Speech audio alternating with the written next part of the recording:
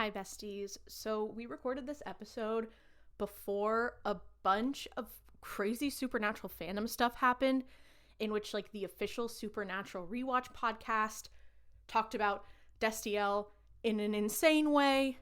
So we did not talk about that in depth in this episode because it was recorded before that. But we will talk about it in the next one, and that should be on schedule. We had a lot of random stuff happen before this episode that made it take longer than usual. Shocking for us to release an episode late, I know. But anyway, we will talk about all of the madness in the next one. I'm gonna shut up now. Enjoy.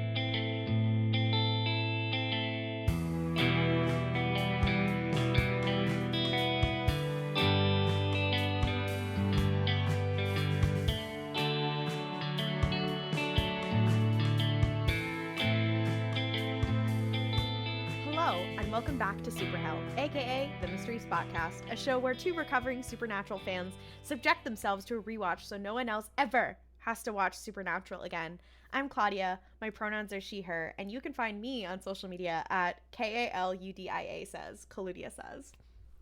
And my name is Ollie. I use any pronouns, and you can find me on social media at Ollie Fresh. That's fresh with a PH. We are continuing season 5.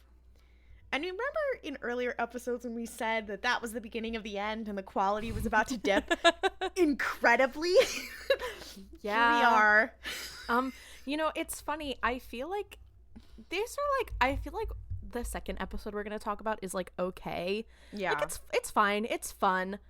It's not like that serious. Yeah. And I don't feel like either of them are really that serious. But one is not serious in a bad way, and one is not serious in a okay, sure way. Yeah. I would also like to just at the top say a content warning for talking about issues with consent and sexual assault, harassment, and also talking about the first episode does talk about a mental institution a lot in ways that are not sensitive in the least. Yeah. So we're gonna be and suicide, I should also say. Correct. Yeah. And spoilers, there isn't any actual suicide. It all ends up being attacked by a spirit or a ghost or a little creature, but it's still like challenging. Yeah. But and these are two episodes. Yeah. These are two episodes that are pretty easy to skip, honestly. Yeah. Oh my god. Okay. Let me just get into it instead of giving you guys like vague platitudes. I will say the first episode is called, well, this will give you a hint. It's season 5, episode 11. It's called Sam Interrupted, and it's written by Andrew Dabb and Daniel Laughlin. So if that doesn't give you a hint as to what some of its issues might be, I don't know what will. This is such an Andrew Dabb episode. It's insane. Like, I started watching this, and it's almost like you can do a through line of being like overwritten, overly hero worship towards Dean specifically, and also somehow managing to say nothing. Damn. I fear the later seasons are gonna kick your ass. No, it's so bad, and we'll talk about it after the episode, but this whole episode, like, anytime anything happened, I was like, oh my god, like, we need to stop sucking our own dicks for 5 minutes. Like, please, God. Well, then this isn't the show. This isn't the show. You know what? And you're right. And actually, with that, I'm announcing that I'm leaving the podcast. Everyone has to just listen to me for 2 hours. Oh my god, that's like a dream for me. That would be so fun. You should look into doing audiobooks. That would be so frightening. You just read the script of the episodes. Including all like the stage directions and stuff. It's like a table read. Oh. Guys, bonus episode. Should we do a table read of the pilot of Supernatural? Okay, that would be funny though. That would be kind of funny. Okay, Patreon extra content when? Yeah, as soon as we get a Patreon. Anyway, so yeah, let's dive right in. This episode is fuck. I will say, if you are looking for this to have any sort of accuracy to what it is like to be institutionalized, Just look away, or to go to like a psychiatrist or even just a regular doctor. Stop listening now, because this is not like the amount of things that I'm like watching this episode. I was like, a psychiatrist would never do this. Even like a shitty psychiatrist would never do this. Yeah, well, I had Claire watch it with me. And for those of you who don't know, my partner has been institutionalized in the past. So I was like, I would like your thoughts. And they were like, I have many thoughts. And I think every 10 seconds they would say they would never have that because someone could try to hurt themselves with it. Like in every scene. Yeah. So just keep in mind, I'm not gonna say every single time there's something that's like inaccurate. I'm not gonna like call it out. But if there's anything like overtly egregious, we'll say something. But like, if you're listening and you're like, wait, that's not how they do that, trust that we know. Yeah. And trust we agree. We can't CinemaSins this. Like we can't. This episode would be 4 hours long, probably more. So the episode starts, we see the exterior of a hospital, and it says it's called Glenwood Springs Psychiatric Hospital, and I don't remember where it is in the country. I really need to start writing. I need to write that down. Not important. It's not really relevant. And he's like, hello, like, Susan, the orderlies have told me that you've stopped taking your medication. And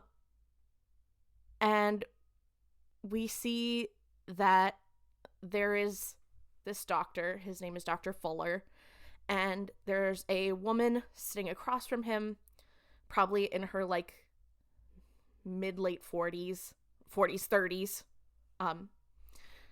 They're talking, and he's like, so why aren't you taking your medicine? And she's like, well, it makes me drowsy and I fall asleep and I can't go to sleep because the monster that got Annie will come and get me.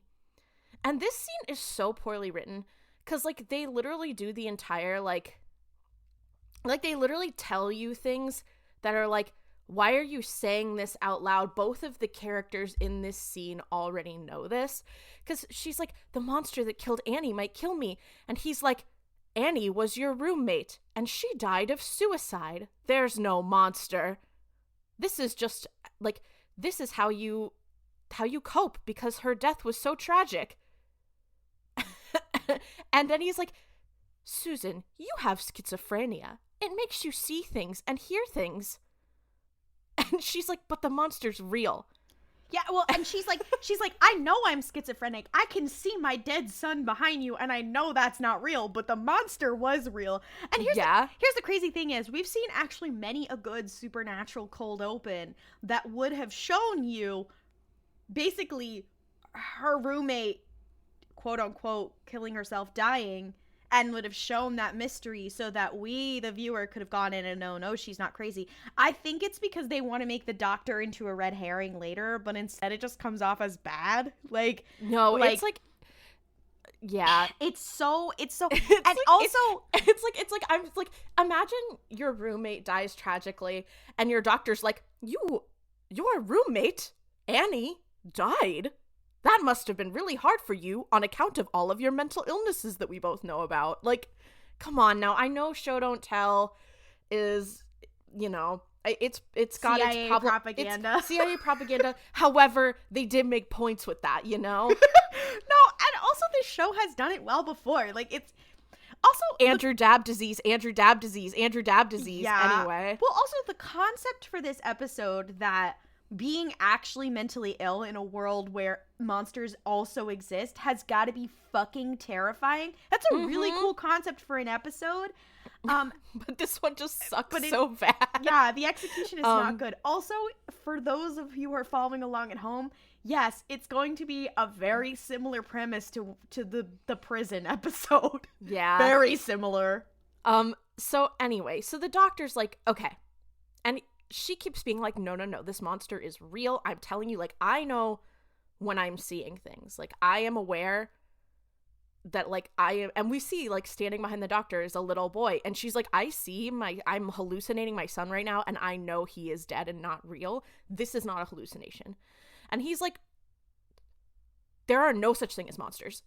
They are not real. And he starts getting kind of, like, frustrated at her, And I'm like, dude, if you're a psychiatrist, you've really got to be a little bit more patient than that. Like, come on.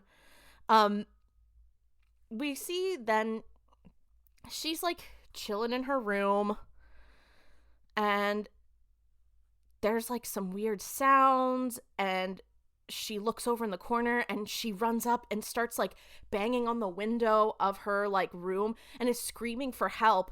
And one of the orderlies, like, or the nurse, whatever, she's like, oh, they're starting early tonight. Like, right. Okay, sure. Fun fact. So, like, fact from Claire is that actually the psych ward was pretty quiet at night.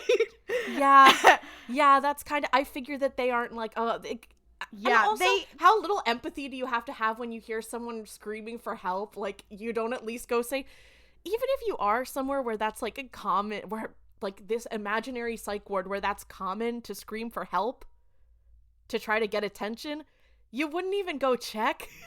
It's supposed to be like, oh, look how like bad they are. Again, it's supposed to be this whole red herring thing of like any of them could be bad because they're all bad, and you're like, okay, I guess. Also, Claire said they don't lock you in because that's also dangerous. That's not a thing that they do in a psych ward. So, yeah, like, unless you're on literal lockdown, like, that's not what they do. So, anyway, she's screaming for help, and the nurses, like, don't give a shit. And then she's screaming. All the other patients also start screaming because they're crazy, and that's what they do. Sure. But we see the guy who's in the room across from her, like, look out of his window and see her. And, then we see her, like, getting pulled back away from the door. The nurse comes to open the door later. And she finds Susan dead, lying in the middle of her floor with her wrists slit. So I feel like if you let that happen on your watch, you kind of gotta lose your job, right? Yeah. Like, we gotta fire her ass. Psych nurses who listen to the show, can you guys, like, weigh in? Thank you. Yeah. And if you want to weigh in, if you want to reach out to someone, you can go ahead and @AndrewDab on Twitter. I'm just kidding. I don't know if he's on Twitter. I hope he's not on social media for his own sake. I think he is, actually. Well, don't harass him. I was just joking. No. This is a joke. /J. So then we cut. Oh my fucking God. Okay, so we cut. We're back in the doctor's office, Dr. Fuller, and he opens up a file that he has, and this had me, I was like, you're fucking joking. And he has like these two patient files open, and one of them we see the patient name is Edward Van Halen, and the other one says Alex Van Halen. And I'm like, you guys, and of course we pan up, and he's talking to Sam and Dean. And the crazy thing is he's like, now it looks like you were recommended, or it looks like you were, what is it called when your doctor? Evaluated? No, diagnosed? No, like referred? sent over. Referred, yeah. Okay, so Dr. Fuller is like, now it looks like you guys were referred to me by a Dr. Babar. And here's the crazy thing. There's a guy here whose name is Eddie Van Halen, and the thing he says isn't Babar. The thing he says is, isn't Babar the name of a children's book about an elephant? And I'm like, dude, how are you gonna reference? Because I feel like Babar could be someone's actual name. You're not like, hey, Eddie Van Halen's not your fucking name, dude. Right? No, everything in this scene doesn't make sense. Also, I did just look it up. Andrew Dab is on Twitter, and his account is locked. Yeah. I was following him, so I got in under the radar. Like, he hasn't tweeted since, like, 2023. I think he's one of the Twitter exodus. But he's there, and he has 20.5k followers, and his account is locked. We can't do this. I'm in the middle of trying to describe a scene. Sorry. Please don't bring your outside negative energy in here. So, but he's like, isn't Babar the name of an elephant from a children's book? And Dean is like, you know, I actually, I don't have any elephant books, so I wouldn't know. So the doctor's like, okay, so Eddie, it seems like you brought your brother here for evaluation because you were referred to me by this doctor. Why don't you tell me a little bit about what's going on, Alex? And that's Sam. And Sam was like, this is ridiculous. Like, there's nothing wrong with me. I may be a little bit depressed, like, but I think everybody is. And he's like, well, why are you depressed? And he's like, well, probably because, it's the apocalypse. And, I feel like, I kind of started it. And the doctor's like, you started the apocalypse? And he's like, yeah, so I did, and, I broke the seal and I did all this stuff. And he basically explains, like, the last 7 episodes or 8 episodes. I think because this is the return from the mid-season finale. This is supposed to be, like, the silly little recap. Yeah. And I'm like, okay, but here's the thing also. It's the dumbest thing they've ever done because it's like, you could have just made up any story about any hunt you've ever had. And you literally, if there were demons in this place, they would instantly know it's you. Yeah. Because you people they're like, oh, how funny would it be if we pretended to be crazy if we just said what was really, I'm like, no wonder you guys get your ass beat all the time. You're so stupid. No, literally. So Sam is like, yeah, and like I started the apocalypse and now I'm Lucifer's vessel and I don't want to join him and it's all, but whatever. But that would make anyone depressed. And I'm really worried that I'm like evil and it's me. And Dean's like, oh, hang on. Because he's looking at Dean like, oh, he's bringing his brother who's got issues. And Dean's like, well, Sam is like, just so we're all clear, like, Sam, you're not evil.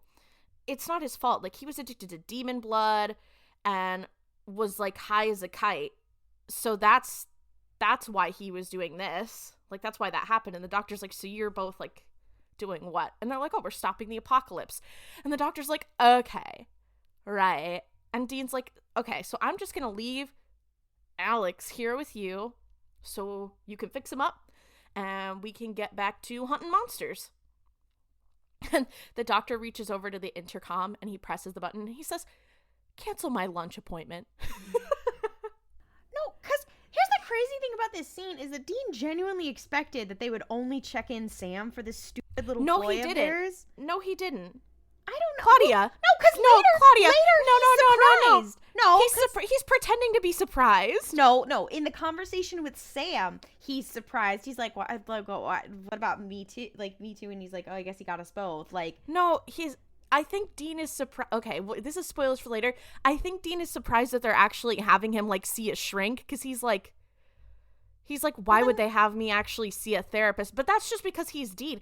No, Claudia, you think he went in expecting not to be hospitalized after that? I don't know. They write really dumb shit. Dude, oh my God, that's the whole point of the scene is that Dean is trying to play it as like the straight man because that makes it more convincing to the doctor. I guess. No, you don't have to guess. I'm telling you that's the intent of the scene. I just thought that he, like, I don't know. Do you really? Okay, I know Dean is stupid, but he's not that stupid. I don't know. He does some dumb shit. Bro, okay, oh my God. Also, I need to point out the number of times that there are letter openers in this institution is a lot. Like, I noticed it just sitting out on the desk and whatever. I'm like, you wouldn't do an intake in someone's office that has a letter opener. Like, and they're walking around with just sharp objects all the time. And you're like, also, this is also why I was like, it's against HIPAA for Dean to be there unless Sam let him. And like, but then it's like, oh, they were both trying to get, I'm just saying. Anyway, wait. They're also very stupid because when he said, oh, he was addicted to demon blood, then they immediately are like, oh, there's a drug problem, which would have put them probably in a different institution if there was like a drug issue. Like, yeah, but I think the fact that he's saying it's demon blood probably makes him think they're having some sort of folie ado. Like, I guess. I don't, Claudia. I think that we're like, we're overthinking it. I think we're overthinking it, but there's actually some stuff that's like, okay, yes, we're overthinking it, but also, this is one of those things that I'm kind of like, whatever. Yeah. This is by far not this episode's biggest sin. Yeah, actually, well, we're about to get to one of them. We're about to get to a lot of them. So we cut, Sam and Dean are walking down the hall being escorted by this nurse. Her name is Nurse Foreman. And she's like, so Dr. Folie thinks it would be good for both of you to stay and be admitted just so that we can do some examinations. And Dean's like, oh, me too, because again, he's realizes that, but he's trying to play it up. And she's like, yep, he thought it would be a good idea. They get separated so they can do their like medical examination. And Dean is like, let's be so real. Don't do any of this like soul-crushing authoritarian bullshit with me. Like, I'm here, but I've seen movies. Don't what does be he does he engaging in reference that. what? Like Clockwork Orange? What does he reference in this moment? He makes a reference. He's Dean Winchester. Yeah, I don't recall. I think he says, I know he calls her Nurse Ratched. Which is crazy work. Anyway, but he's like, don't try any bullshit. I've seen movies. And she's like, okie dokie. Like, she clearly has been around the block. And then, well, the fun thing, so then, then she puts on a rubber glove, and Dean's like, oh, what are you doing with that? And she's like, well, we have to be thorough in our intake examinations. So she, tickles his prostate a little. And I just need to, number like, one, what the fuck? This show makes a joke of violating these men's bodies a lot, which, if you think about the fact that canonically it's God writing this, much to unpack. And second of all, you need to prep for a colonoscopy. Also, why is a nurse doing a colonoscopy? Why are we doing a colonoscopy at a mental institution? Well, there is actually a reason that you find out later, but still, it's like, it's played as like a joke of like, haha, being violated at the doctor, and I'm like, no, that's not actually funny. Like, no! No, literally. And Dean's like, right, okay. Yeah. So anyway, we cut to later in the day after all of this. Sam is in scrubs. Dean is also in scrubs. And Dean walks over. He's like, so, how was your intake? And Sam's like, well, they were very thorough, so one can assume they both got a finger up their butts. Very exciting and fun. Thank you, Supernatural. And to that I say, Supernatural, you are also stigmatizing getting regular screenings of healthcare to the very many men who watch this show when they need to be getting that. To be fair, I don't think that's. I think that this I know, I'm just being silly. You're not being silly. You just sound like you're like that super hypercritical. Shut up. Don't say that. Don't even joke about that, because if anyone's the friend who's too woke, it's me all the time, because I love being wokeness. Am I the only one in this country who still loves woke and BEI? I'm a big fan of it. Anyway, fuck Donald Trump. I hope that we don't get anybody coming for our podcast now because of that. Because I know that would be Elon Musk Doge has broken into our recording session. Oh my god. Some random 24-year-old who COVID high school graduate is coming to get me. Okay, anyway, sorry about that. We got a little too political here. Anyway. So anyway, they both got it up the butt. Not funny. It's not funny. And Dean's like scanning the room, looking around, and he's like, I can't believe you let me, like, you talk me into this. And Sam's like, hey, Martin is a great hunter. He saved Dad's life like 1,000,000 times, so the least we can do for him is come when he asks. And Dean's like, yeah, well, he was a great hunter until Albuquerque. And Sam's like, okay, well, maybe this is like a good place for us to unpack things. And Dan's like, bitch, what are you talking about? And he's like, well, don't pretend that you haven't been like not like that you haven't been intentionally not coping with everything that's been happening. And Dean's like, yeah, well, Ellen and Joe fucking died and we still have like shit to do, so I'm sorry that I'm not taking all this time to sit down and chill out. And Sam's like, okay, but it's a pattern of behavior with you. You literally always do this. So maybe this is a good thing.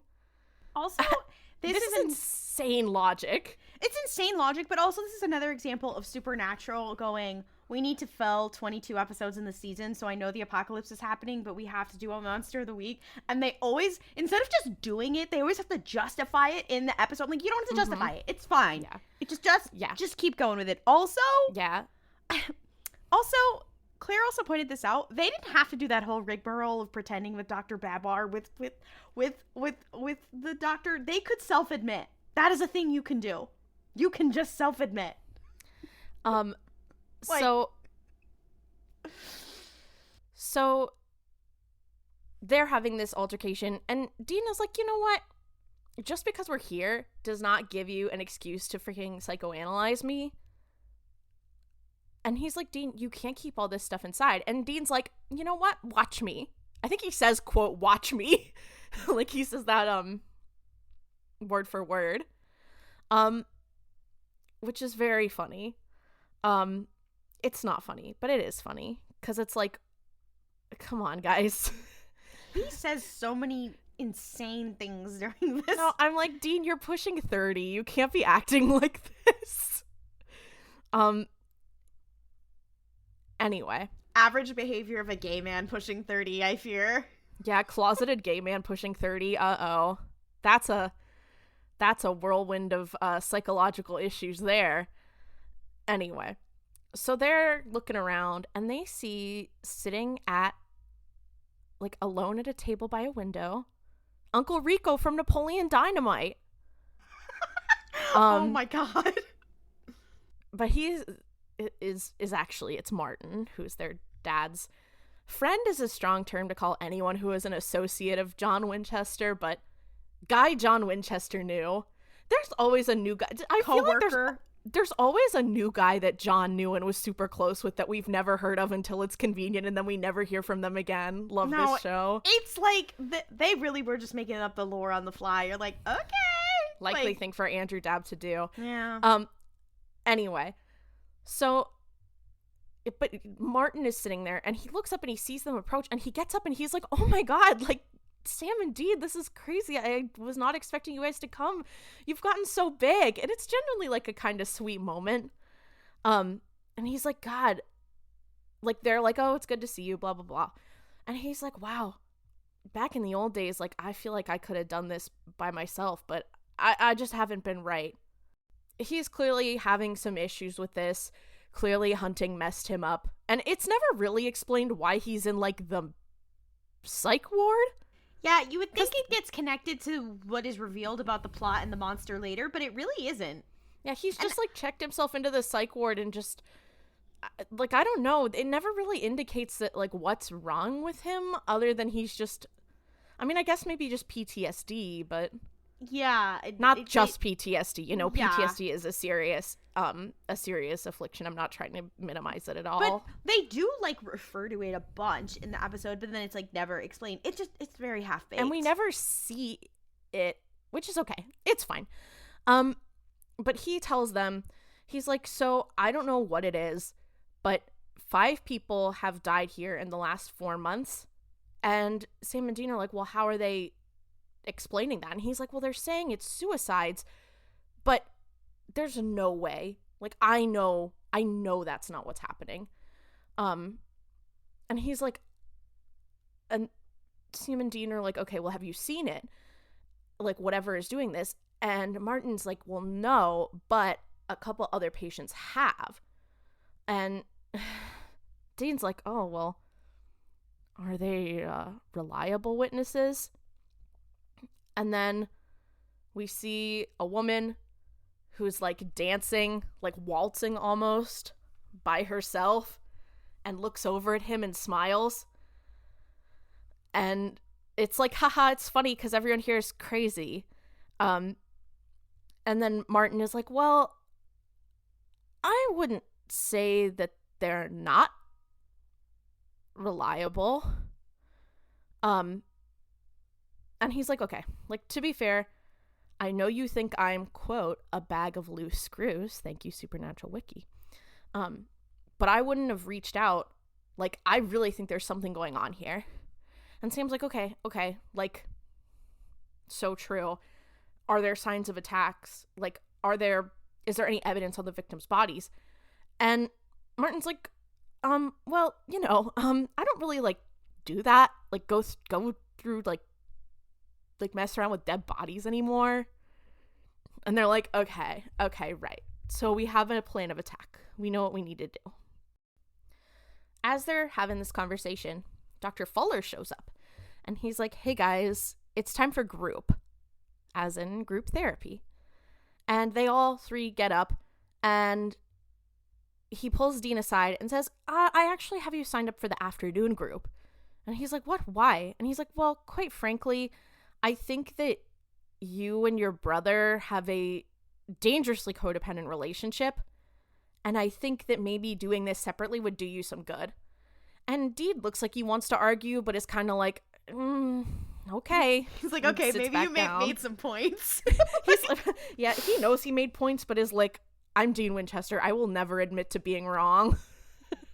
Also, need to point out in that all these scenes, they're wearing they're wearing scrubs, but they're also wearing these like wraparound robes. Yeah, with a tie. And Claire kept pointing that out, being like, you would never put a tie on there for psych patients. Yeah, bro, they make you take the ties out of your sweatpants, like the elastic out of your sweatpants. You think they're gonna let you have a bathrobe that ties? Like, including that, and also the curtains in the rooms, like. No, for real. Comes up later because the guy uses the curtains. Anyways, we'll get to that. Yeah, but... spoilers for later in the episode. So we cut. There's this group therapy session, and we see Sam, we see Martin, and we see a couple people, but we also notice the roommate who is across the room from Susan. And Dr. Fuller is like, okay, guys, like, we're here. This is like a space for everyone who wants to speak. Who wants to start the session? And we see this guy raise his hand. And Dr. Fuller is like, anyone else?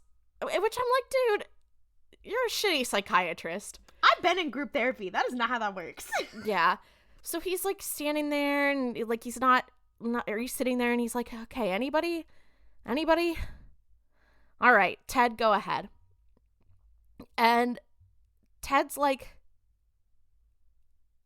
okay, so I would like to discuss today in group the monster that is hunting all of us.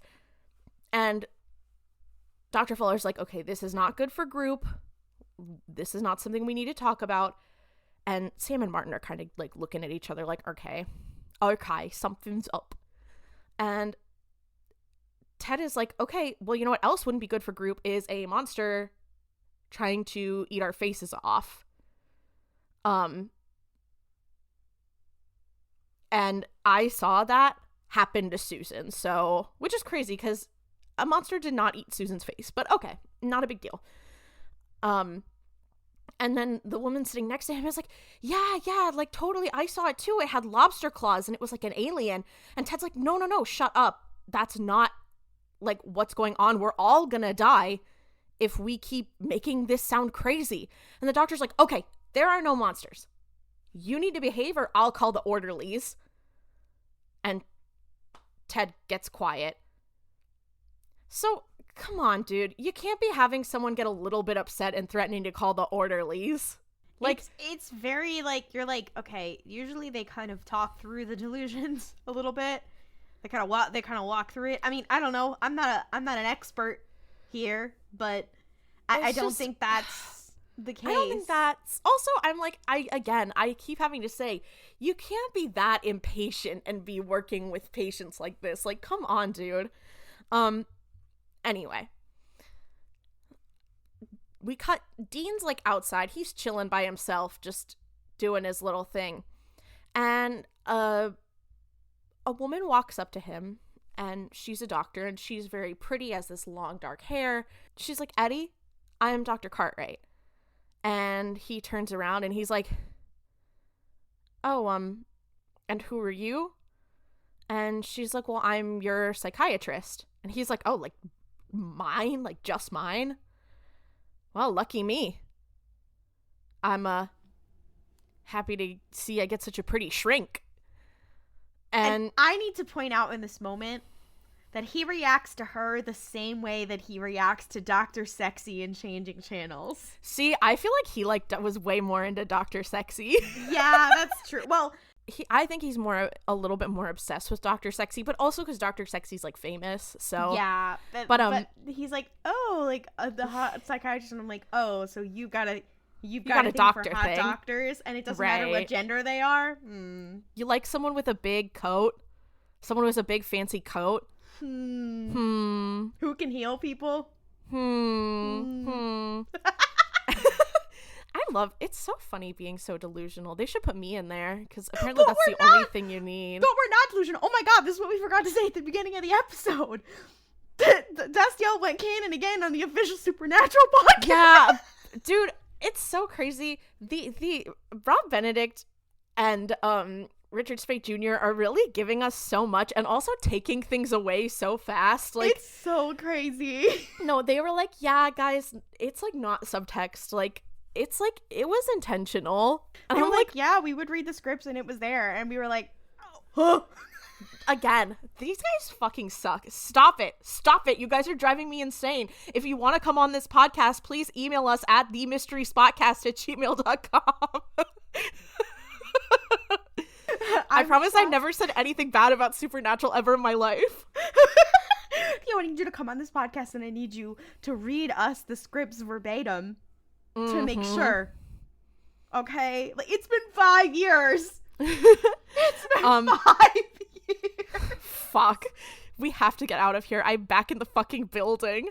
Okay. So anyway, Dean's like, oh, lucky me that I got like such a pretty shrink. And she goes, well, I'm lucky that you're my paranoid schizophrenic with narcissistic personality disorder and religious psychosis. And I'm like, okay, I know it's supposed to be like an epic own, but the idea of him having talked to Dr. Fuller for like 2 minutes and him being like, I know what's up. No need to do any further testing. Okay. I have a full diagnostic workup. But isn't that what we do to him every week? Yeah, but we know him better. We know him. We've spent so much time with him. Like, yeah. How many hours have we spent with Dean Winchester? I can diagnose him. Like, I don't even need the DSM-5. I know literally. What he is. Perfect little boy. Anyway, so she's like, okay, well, let's have a kiki. Let's talk. And he is like being kind of cheeky and doing like a little referencing like Silence of the Lambs and stuff. And she goes, okay, Hannibal Lecter, let's talk. How many hours a week do you sleep? And he's like, 4 or 5, maybe every couple nights. And she's like, okay, and how much do you drink? And he's like, well, you know, I mean, 7 days a week, about probably in the 50s. And he goes, like, well, a guy needs to get to sleep sometime. And you're like, girl, they're gonna send you to rehab. Yeah. Like, and I forgot to say, they're kind of doing this, and because he's kind of being a shithead, so they kind of agree to do like a question for a question. So she asks these questions, and he's like, so tell me about the suicides that have happened here. And also, they're doing this in like the main rec room. They're not doing it like privately. HIPAA. Yeah. No, literally. And she's like, oh yeah, they're tragic and terrible. And he's like, well, have you noticed any cold spots or sulfur smells? They're indicators of ghosts. And she's like, well, no, I haven't. And then, and he's like, yeah, well, they're indicators of ghosts. You know, I hunt them. And she's like, okay, when was the last time you were in a long-term relationship? And he's like, how long-term? And she's like, more than 2 months. And he's like, never. And then he's like, have your patients like seen anything weird? And she's like, well, yes. We're in a psych ward, so let's talk about your father. The way she got him, like, not even let's talk about your mother, let's talk about your father, like, it's just like, damn, she got his ass. We cut to Sam, and then Dean appears, and he looks all, like, fucked up and sad, and he's like, dude, and Sam's like, oh my god, like, are you okay? And he's like, makes an off-color joke, And then he's like, no, I'm not okay. Like, I gotta get out of here. And Sam's like, okay, well, here's the tea. This guy, Ted, may have seen something, so we need to go talk to him. And Dean's like, you know what? We just gotta get the fuck out of here. Like, ASAP. I don't want to do this anymore. And then a very pretty young woman walks up to where they are in the hallway, grabs Dean, pushes him against the wall, and starts making out with him. She finally leans back, and he's like, hi. And she's like, hi, my name is Wendy. And he kind of turns and watches her. She goes to walk away, and she smacks him on the ass and then leaves. And then Dean's like, well, maybe we shouldn't wrap up so soon after all. And Sam's like, dude, if you hit, I'm gonna fucking kill you. Like, what the fuck is wrong with you? like, this is a vulnerable young woman. Something's wrong with you. Yeah. I just love how they both victimize the boys and also women in this show all the time. You're just like, oh. Yeah, like, no one... This is not a consensual situation on any front. Yeah. And they're like, ha-ha, tee, anyway. And you're just like, is it? Ha-ha, tee. Yeah, that's so funny. Yeah. So it's night. It's been lights out. I get they're locked into their fucking cells, but they're Sam and Dean, so they're able to pick the locks and like get out. And they start going to check in on old Ted. But while they're on their way, they hear screaming. And they're like, whoa, that's crazy. So they run to his little room and they look in the window and they see him like kicking in the window. Like his feet are up and he's screaming. And Sam starts trying to pick the lock and Dean is like, dude, hurry up. And Sam is like, back off. So they finally manage to get inside the room and Ted is hanging from something on the ceiling. So it appears as though he has hanged himself, which is like, again, it's a mental hospital. It's a psych ward. You should not be able to, like, you shouldn't be able to, there shouldn't be things for you to be able to hang yourself. Yeah, it's like a pretty key part of any psych ward is nothing exposed to hang yourself on. That's a pretty... Yeah, that's kind of like a big thing. Yeah. So the crazy thing is that the next scene... So tell me why this psych ward has a morgue. Knows. Because I feel like, again, it's not... I'm thinking too much. I need to just calm down and let it be. Sam and Dean have snuck into the morgue. And they are investigating Ted's body. And they're both just like, Jesus Christ, we gotta figure this shit out. And Sam finds a hole behind Ted's ear. And he sticks his finger in. No gloves. Because, of course. And he's like, dude, I think this hole goes all the way to his brain. And Dean's like, oh, fuck, how do you know that? And he's like, no, I can, like, feel it. It's definitely through his skull. And Dean's like, well, do you think it, like, messed with his brain or anything? And Sam's like, do you want to find out? And he pulls out a bone saw. And Dean's like, you know what? I don't really want to. And Sam is like, okay, then wait outside and keep watch. And Dean's like, you know what? Tim Forga, buddy. And I just want to say, if there is a morgue, why is it so easily accessible by the patients? No, why is it unlocked? I mean, they can pick locks, but like, and why is no one monitoring it? Why does no one know where the patients are that they can just sneak into the morgue? Like, what the fuck is going on in this ramshackle establishment? No, literally. So we have this hilarious scene of Dean, like, sort of bouncing on his toes, standing outside while we hear the sound of, like, this saw. And it's like a little saw. What are they called? Like the smaller one. It's not a bone saw. I have no idea. Whatever. It's like a small little round saw that they have. And we cut back in to Sam. He's finished sawing this dude's head off, and he opens, like, the top of his skull, and pulls his brain out. And it's all little, it looks like a big raisin. Lobotomy by Sam Winchester? Ooh, yes. I would be scared to get a lobotomy, but if Sam Winchester's doing it, I probably still wouldn't want it, but I wouldn't trust Dean, but I would trust Sam. Yeah, I mean, he did do spinal surgery and changing channels. I forgot about that. With like some dental floss and like 2 fingers of whiskey or whatever. Yeah.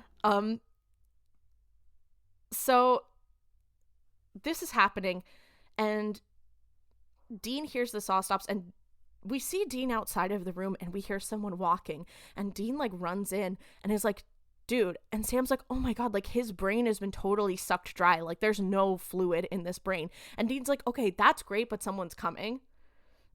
So Sam tosses the brain back in there, puts his skull back on, they put his body away as fast as possible, and then they stand there. Sam puts his bloody hands behind his back, and Nurse Foreman, the woman who did their intake, comes in, and she's like, hey guys, what are you doing here? And this is another, oh great, okay, awesome scene, and a gif you've probably seen. Yeah, I think both of the episodes we're talking about today have some gifs that everyone has seen. Yeah. So Dean panics, and instead of coming up with an answer, he pulls his pants down, throws his hands up over his head, and just yells, pudding. And the nurse is like, you know what? Okay. Can you guys just get out of here? And I'm like, I feel like maybe upon finding some patients in there, maybe your response shouldn't be, you crazy kids, just get out of there. Yeah. I mean, and it makes sense knowing what happens later that is her fucking response, because that is not a normal response. But also Dean turning around to Sam and being like, see, crazy works. And you're like, girl. And like, right. So the girlies meet up again with Martin, and they're like, okay, so whatever this thing does, it drinks all the juice out of their brain and then makes their death look like a suicide. And Martin's like, okay, T, so I think I have heard of this, and I think it's a wraith. It's like, it loves brain juice. It loves brain juice. And Sam is like, okay, awesome, how do we kill it? And Martin's like, well, T, so we just need to touch it with some silver, because even just like a tiny eensy-weensy tiny little touch will make its skin like crackle. So it'll be an awesome like indicator, right? Which is, but sorry to spoil it for later also, but if silver is the issue and she's a nurse, I mean, I or guess if they're like any medical professional at all, like, yeah, I mean, I guess they mostly work with stainless steel.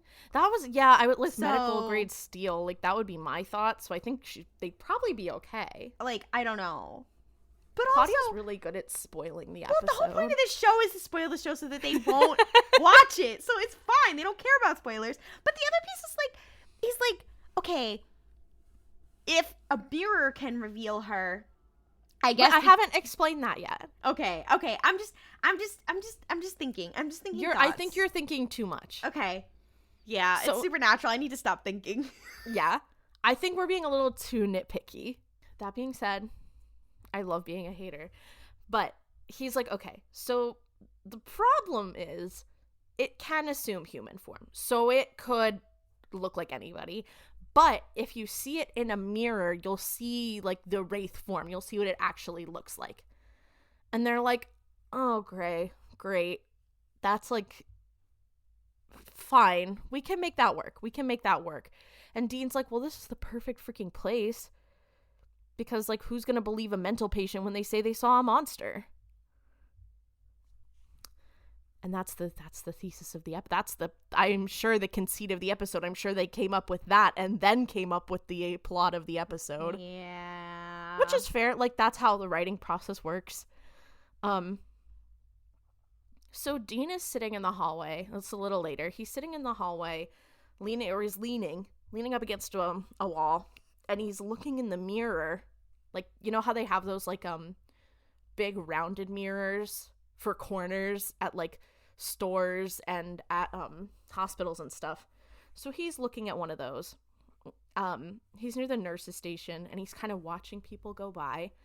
And Dr. Cartwright, the psychiatrist, his personal psychiatrist, she walks up, and she's like, so what you up to? And he's like, well, I'm hunting a wraith, and it could be literally anyone. And she's like, well, it could be me. And he looks in the mirror. She looks normal. So he's like, no, you're good. And she's like, so why do you have to be the one who does all this hunting? Like, why can't someone else do it?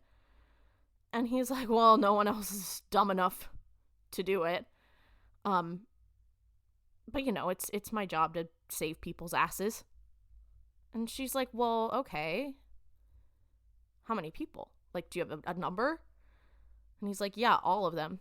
She's like, wow, that feels like a lot of pressure. And he's like, well, yeah, it's like literally the apocalypse from the Bible. And if I don't do it, no one else will. And then everyone is going to die. So, like, it's kind of my job. But you can see, like, he's saying it very matter-of-factly. Like, he's not even thinking about it at this point because it's just like, you know, that's what he does. But she's he's like, he's so narcissistic mothercore. Well, if I don't do it, nobody will.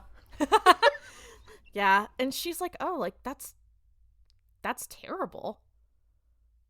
And he's like, well, you know, I mean, it's the apocalypse. What are you going to do? Of course it's terrible. And she's like, no. Like, you must feel like this, like, aching burden of responsibility. Like, how do you find the strength in the morning to, like, get up?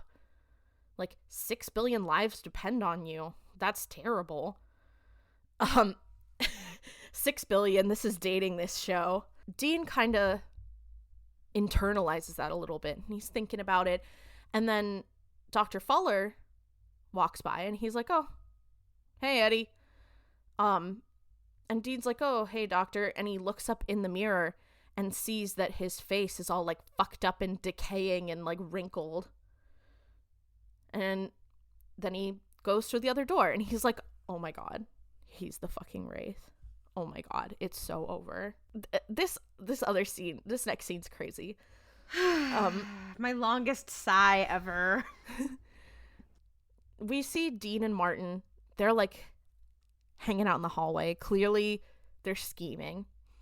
Sam finally shows up, and he's like, sorry, I had to raid 3 nurses' stations to find this. And he holds out a letter opener that's, like, silver plated, which is, like, first of all, they probably shouldn't have letter openers in the psych ward. Second of all, how the fuck does he know? Like, why are they silver plated? Why do you need this fancy what do they need letter openers for in any nurse's station, even outside a psych ward? Like, it doesn't make any sense. Yeah.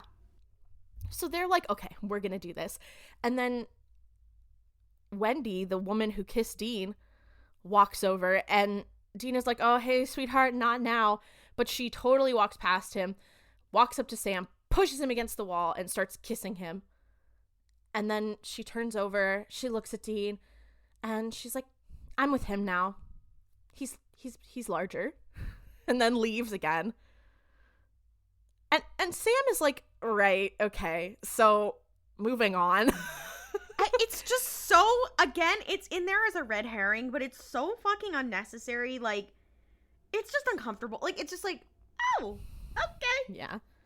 So they're like, okay, we got to take this doctor out. It's gonna, like, all of us are gonna need to hashtag lock in. And Martin's like, I don't know if I can do this. Like, I don't think that this is me. And he goes to leave, and Sam's like, hey, we know what happened in Albuquerque. And Martin's like, you don't know jack or shit. I thought I was, like, invincible, like you two. But I'm useless. Like, I checked myself into the Hotel California here, and it's where I belong. And I would love to help you guys, but I just can't. And he leaves. Sam and Dean are like, okay, well, guess it's just the two of us. We got this. They are like, okay, we need to split up and go look for him. for the doctor. And they split up, and Sam, after a little bit of searching, Sam sees Dr. Fuller coming down the hall, and he kind of hides. And then as soon as he gets close enough, he jumps out with this letter opener and starts attacking him.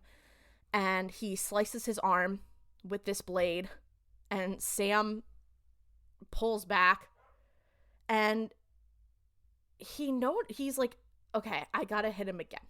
So Sam pulls back, he's gonna hit him again. He's yelling for help. 2 orderlies run up and like pull Sam away, and Sam drops the letter opener, and he starts fighting back, and he's going all crazy. He is like beating these guys' ass, like no, literally throwing their head into like a glass window. Like, it's bad. No, he goes crazy.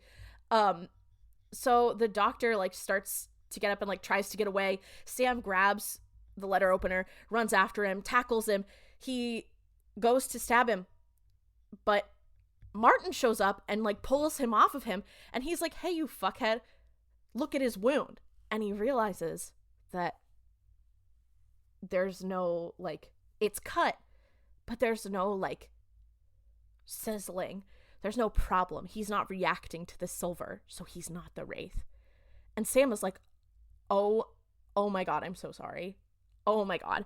And the orderlies roll up on him and are like, we're taking your ass to solitary, bitch. Even though that's not what they do. Yeah. So then we cut. We're in Sam's room, and he's sitting on the bed, and Dean walks in and is like, hey, man. Why are they letting Dean in? Is he like a violent... God knows. I don't know. But he's like, hey, girl, like, what's tea? And he's like, are you all right? And Sam's like, I'm awesome. I am very heavily medicated right now. And Dean's like, what the fuck happened? And Sam's like, well, the doctor wasn't a Wraith. Dean's like, that's crazy. And Sam is like, well, maybe you are actually just like going crazy. And Dean's like, what the fuck, dude? And Sam's like, okay, well, you've been a little crazy for a while. And like, especially since you got back from hell, but like probably even before that, maybe you finally like cracked. And now you're like really actually for real crazy. And Dean's like, okay, no, I'm not. I'm going to find that Wraith. And Sam's like, okay, well, you're my big brother and I love you. Boop. And gives him a little boop on the nose. And Dean's like, fuck, okay. Dean's like, oh, you were always a happy drunk. This makes sense. He's like, you stupid asshole. Okay. So Dean leaves the room and immediately gets ambushed by Dr. Cartwright. And she's like, hey, girl, so you missed our session. And he's like, well, I've been busy, like, trying to save lives. So, you know, I feel like that kind of takes precedent. And she's like, well, I'm not really worried. Like, I'm worried about you. And he's like, okay, I'm fine. And he says it loud enough, like, an orderly looks over. And he's like, hey, calm down. Which is crazy for, you know, you'd think, oh, these two are just having a lively conversation. Crazy that an orderly would be so, like, aggressive about it. And she's like, Dean, Dr. Cartwright's like, you don't even believe you're okay. Like, there's so much pressure and guilt, and you're trying to save everyone. And then she's like, kind of has a little turn, and she goes, these days, you can't save anybody, Dean. And she turns to walk away. And Dean's like, wait, what? What did you just call me? What did you say? And she's like, I said the truth. You got Ellen and Joe killed. You couldn't kill Lucifer. You couldn't keep Sam from killing Lilith. And you broke the first seal. And she starts, like, saying things that he has said, but only to, like, Sam and to Bobby. And she's like, well, the world is gonna burn, and there's nothing you can do about it. And Dean's like, what the fuck? And he's like, who are you? Like, what the hell is going on? And an orderly walks over and is like, hey, like, you need to calm down. And he's like, who is she? And the orderly is like, who is who? And the camera goes from another angle and you see that she is not there and is in Dean's head. And the orderly's like, there's no one there. And Dean looks back and she's like smiling. And she's like, I'm only in your head because you're going crazy. And Dean starts trying to like get away because the orderly's also like, hey girl, like calm down. So he's trying to run down this hall and he looks up in the mirror and like in all the windows and everybody has this like fucked up wraith face. And he's like, oh shit, am I going crazy? And it's kind of sad. He like runs up to a door and he can't get it open and he just kind of like falls to the ground and is like crying. He's kind of like whimpering. Like, I'm like, okay, Omega, you need to calm down. Omega! Damn! I mean, he's engaging in Omega behaviors in this episode. Yeah. We cut. We're in Sam's room. He is still like, you know, coming down from everything. Dr. Fuller shows up and he's like, oh, you wanted me to come check in with you. And Sam's like, dude, I'm so sorry. I like thought you were a monster, and then I had this like revelation that monsters aren't real. And the doctor's like, well, that's like good progress, but you realize that this is about more than just the monsters, right? And he's like, what do you mean? And he's like, you were so angry. Like, I've never seen anyone be that angry. It's like you were possessed. But that being said, I'm going to give you a second chance. I'm going to let you leave your room, go into like the main room with everybody else with supervision. This isn't a prison, so like if you do want to leave, you can. But if you have another violent outburst, I am going to have you go to a facility that specializes in that, and they will be far less forgiving. I will say, him saying like, oh, you're barely even human, I was like, that's not something you would say. I don't even remember him saying that. This episode, there was so much going on. Yeah, he called him barely even human, and I was like, oh, I don't think they would say that. Especially for someone who's dealing with like delusions, that's probably not like the thing to say. Yeah. So Sam is able to go hang out with his besties. There's an orderly who's with him, and Dean is sitting there by himself, and he's like tweaking out. He does not look normal. So Sam walks over to him, and he gets up and he's like, Sam, you need to face it. Like, demon blood was never the problem. It was always you and the black spot in your soul. And suddenly the crowd like in the main room starts like coming up around Sam, and they're like, you're a loser, you're a freak, you're evil, and like pushing him, and everyone's like, you're the reason that we're all gonna die. And Sam is like, whoa, like what the fuck is going on? And then he gets punched and he just kind of starts swinging. And then we cut to see that Sam is just like like swinging at nothing, and Dean is sitting in the corner of the room kind of cowering, and he's watching this and he's like, wait, what the fuck? Then some orderlies come over, grab Sam, and like pull him away, and he's like kicking and screaming, freaking out. And Dean's like, oh my god, like what the fuck is happening to us? Like, is it so over? Are we so over? He's like, maybe we are crazy.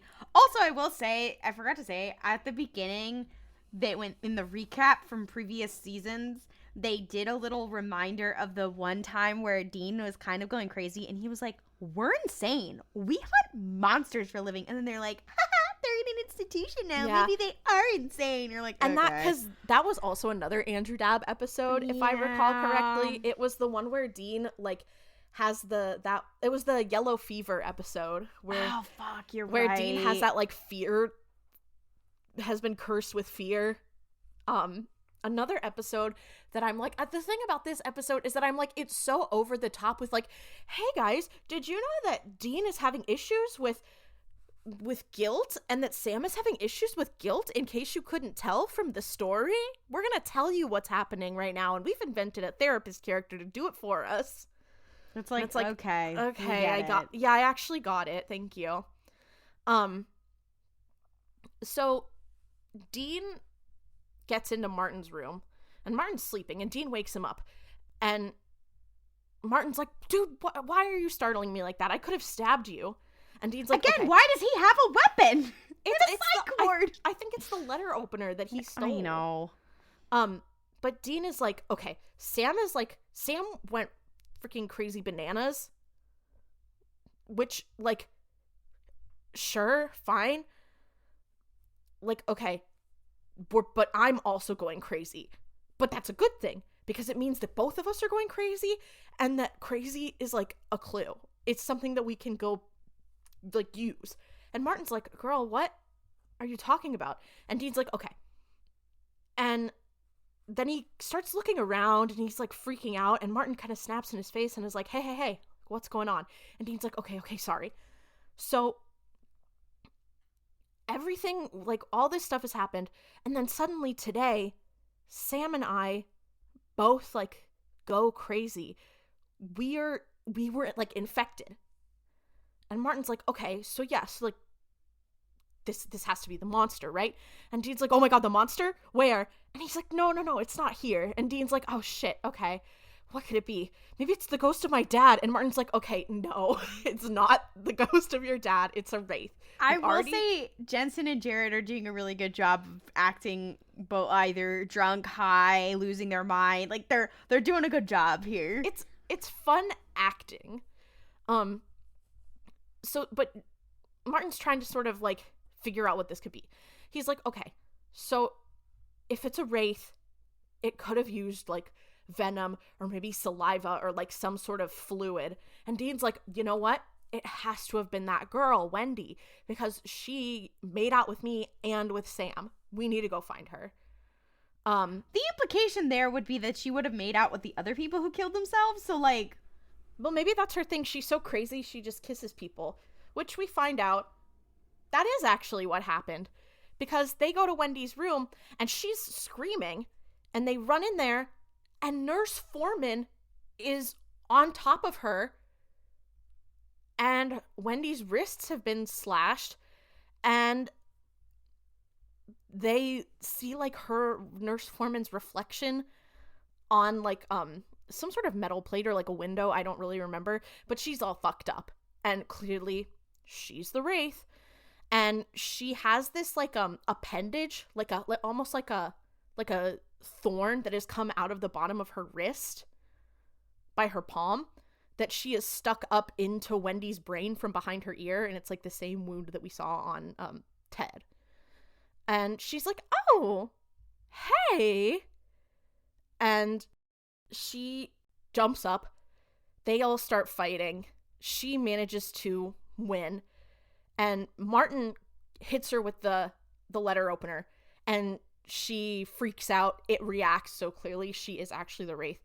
And she runs away, and she runs into the hall, and she's like, 2 patients attacked me in Wendy's room. You guys need to do something. So Martin's like, Dean, you have to go. And he's like, okay, like, let's go. And they realize that Wendy is, like, still breathing. And Martin's like, okay, I'm going to stay with her. You need to go after the wraith. And Dean's like, but I don't know if I can because I'm going crazy. And he's like, oh my fucking god, dude, like, we don't have time for this. You need to go. To be fair, Dean is like, he can't see straight. He can't even stand up. He's like, ugh. He is actually going he is a little crazy. And when you think about the fact that, like, their brains are being shrunk, it kind of makes sense. I was just say, as someone who has had issues with the cerebrospinal fluid, I have had the issue where I had too much, and then, much like the wraith giving people the lobotomy, I had to get a big ass needle at the bottom of my spine to suck out the extra, and it really sucks real bad. But I have had friends who've had the opposite, where they have not enough, and they do feel like their brain is rattling around inside. So I'm just saying, you know, there's actually medical precedent for this. It couldn't have just, you know, it could have been like, oh, hey guys, you just don't have enough cerebrospinal fluid. Sorry, saying there's medical precedent for this is crazy. Yeah. Getting a lumbar puncture at Supernatural. Supernatural themed lumbar puncture. Let's do it. At the Supernatural pop-up event. Please. So the orderlies come in. Martin, like, distracts them, and Dean sneaks out. We cut inside of, like, a foam-coated room. You know where this is. It's solitary confinement. They might as well have put Sam in a straitjacket. He is on a bed. Room is padded. His wrists and ankles have been restrained. This happens to Sam a lot. He finds himself in this position a lot, doesn't he? Yeah. The nurse walks in, and she's like, hey. And, also another thing, too, is when they realize, like, oh, it's her, Dean has this flashback of her doing their intake. Because she was the one who did both Sam and Dean's intake, so, like, that's when she would have touched them to make their them crazy. colonoscopy. Yeah, yikes. But she's like, hey, Sam. And Sam's like, oh my god, get away. And she's like, no, I don't think that's a good idea. Because, like, you're a little, like, too angry. And it may actually be better that you're here and I'll just kind of, like, put you out of your misery. And Sam sees her reflection, like, in a mirror, I guess, that they just have. Which is, I feel like if I was in a padded room, I wouldn't want to have a mirror where I could look at myself. Like, I feel like that would make it worse, but whatever.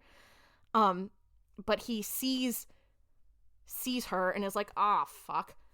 And she's like, it's sad, you know, I don't really know a lot of hunters, but, like, with how harmless Martin is, and then you guys, like, coming in here talking all, like, oh, we're gonna kill monsters, like, I really expected more from you. Like, I'm kind of disappointed, low-key. No, them announcing that they were hunters as the thing to get in was like, are you stupid? Are you dumb? Yeah, dumb as hell. Then she, like, touches his forehead and licks her finger and is like, delicious. And she's like, ugh, you're crazy, brain. You know, because you get all, like, full up and soaked in dopamine and adrenaline and all sorts of stuff. And it's so delicious. And she puts her little spike out of her hand. And then Dean flies through the door and is still, like, totally, like, fucked up. And the two of them fight. And she puts her little claw up to his head and starts trying to skewer him. But he reaches up, grabs her spike, and rips it out of her arm. And it's kind of, like, nasty. And she is, like, freaking out. She's like, oh my god. Oh my god. He grabs a letter opener. She, like, goes to attack him, and he stabs her right in the chest. And suddenly, it's like everything snaps back into place. It's like he's a That's So Raven-esque vision. But he's like, wait a minute. Okay, I'm normal now. I am no longer crazy. We gotta get the fuck out of here. Which doesn't make sense, because if she's sucking all the blood out of their brain, like, doesn't it need to... No, it's not that. It's like she makes their brain go crazy. Crazy is a broad definition. With, like, her special venom, I guess? Yeah, she uses venom to make their brain go crazy, and then when they're crazy, she drinks their brain juice. That's pretty easy. That's my understanding. Yeah, I just am like, oh, I guess it's better now because she's dead. Yeah. So, yeah, I guess, well, whatever. But he's like, okay, I'm good. This scene is fucking crazy. So he gets Sam out of his restraints, and they run out into the parking lot. Why are the doors unlocked? Yeah, you know, and that's the crazy thing.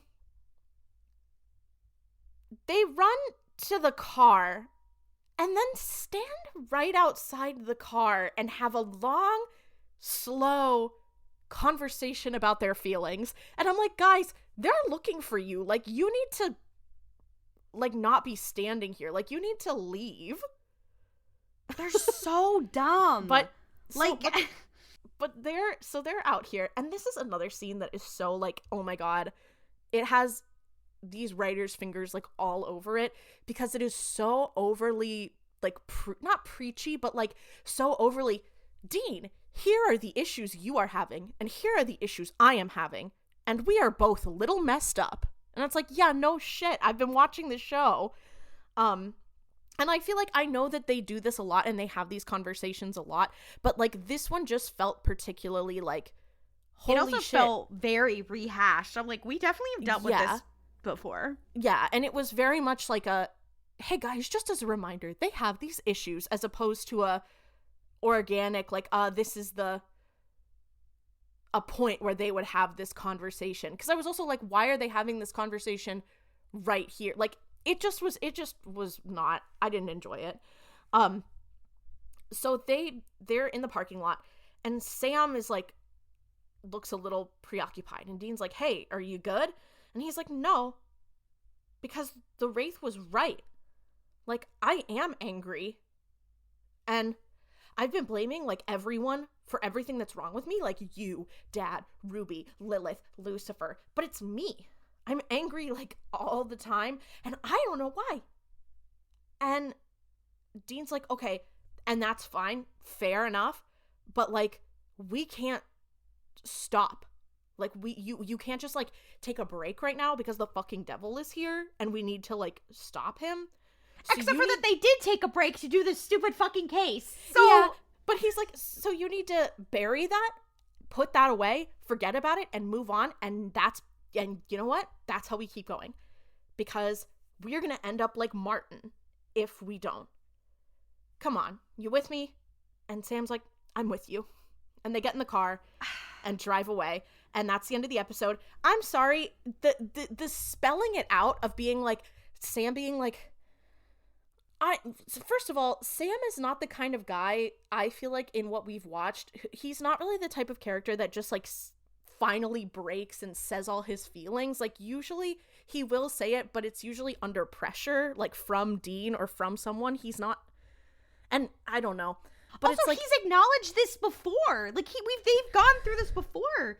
Yeah. And also, here's my thing, and maybe this is just my growth through therapy or whatever, but, like, if you consider all the things that has happened to him, he has every right to be angry. They're like, oh, I have so much anger inside. I'm like, yeah, because that's a normal reaction to the shit that's happened to you in your life. And then also, and I think that it's fair to say, hey, these are flawed characters, so, like, you know, it's understandable why Dean wouldn't immediately be like, oh, like, it's okay, baby, we're gonna make it through, whatever.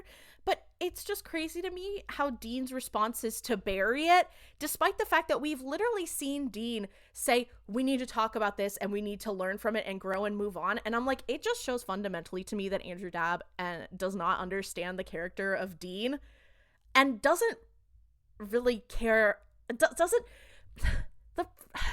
I feel like he doesn't understand Dean, because Dean is always trying to get Sam to open up and get Sam to talk about it and, like, learn. And, like, the whole thing about after Ruby was, like, yes, he was mad, but he was mad that he was betrayed. And then he was like, we just need to, like, work through this together. And now he's like, we just gotta bury it. I'm like, wait, have we gone back to season 1? Like, I'm like, Sam is the one who always wants to bury it. Like, what the fuck? Anyway, this episode pissed me off more than an episode of Supernatural has a right to. This episode also is emblematic of what starts to happen a lot, which is, what's the characterization of Dean today? God knows. Yeah, God knows. Who's to say? Other than homoerotic subtext, there's nothing consistent about him. Nothing consistent. Okay, so the next episode, the next episode is called Swap Meat, and meat like the like MEAT. So get ready for that. This episode also has some pretty iconic scene. Like, right at the beginning, it has a scene that everyone has seen as a GIF. Like, everyone has seen it.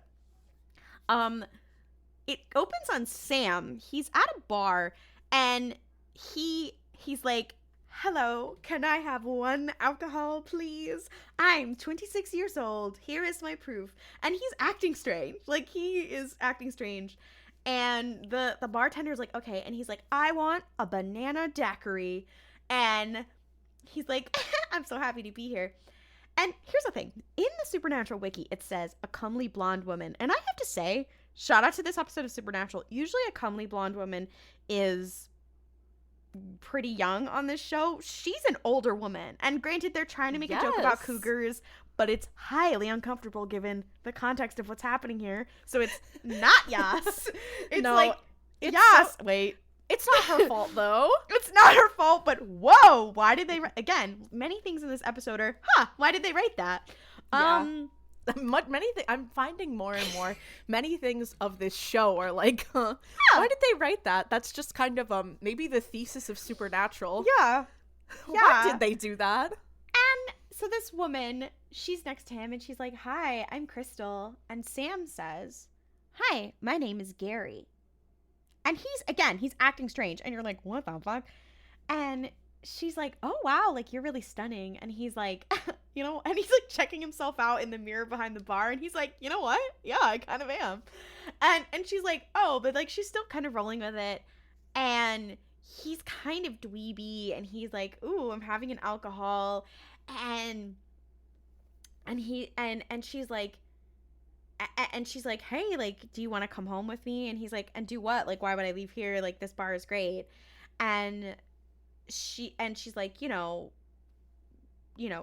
come back with me. And he's like, "What?" And he was like, "Oh, to have the sex?" I'm sure you've seen that gif as well. And she's like, "Yeah, I guess, to have the sex." And he's like, "Oh my God. Yeah, sure." And then the point of view of the camera, it moves to the mirror behind the bar, and we see that the person who's sitting there is not Sam. It is this nerdy looking kid in Sam's clothes, and you're like, who the fuck is that? And you see him walk out with her, and I think in this, because you see this scene twice, I think it's in this part where you see her being like, "Oh, where'd you like get that outfit?" And he's like, "Oh, well, the whole outfit is new."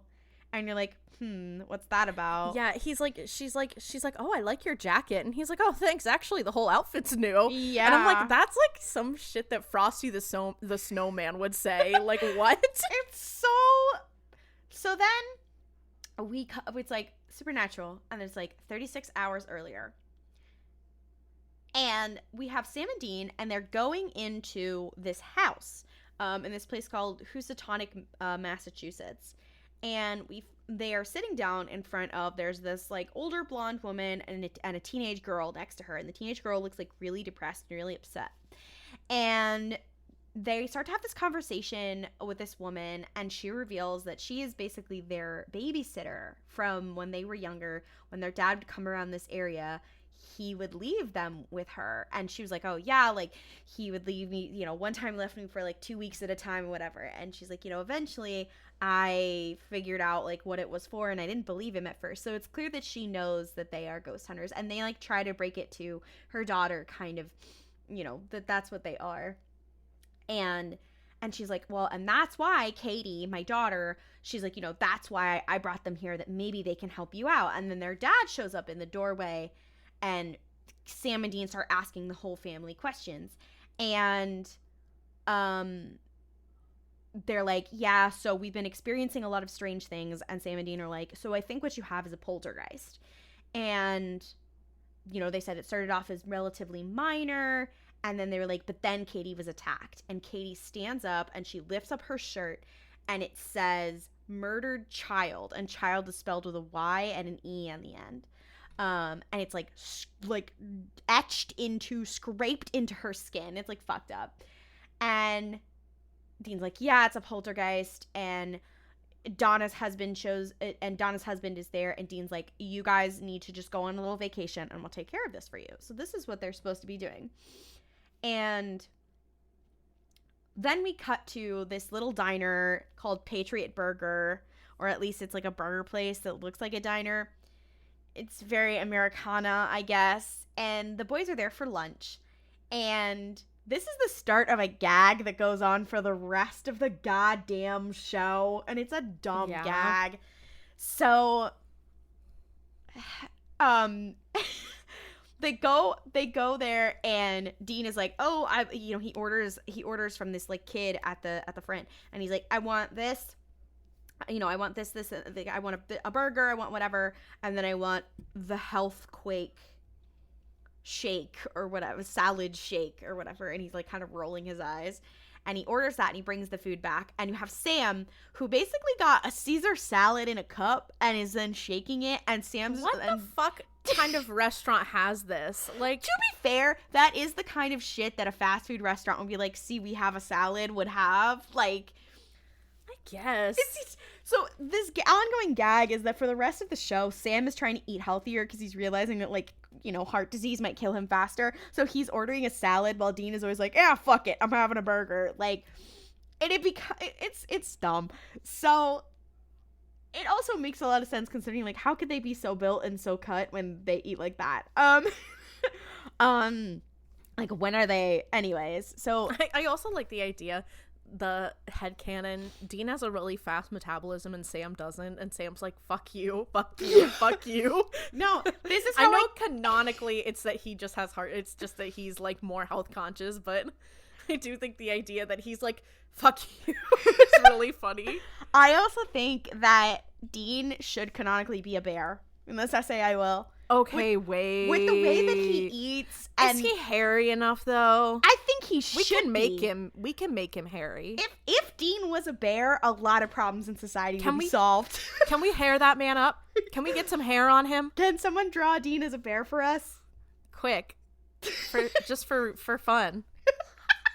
Just for fun.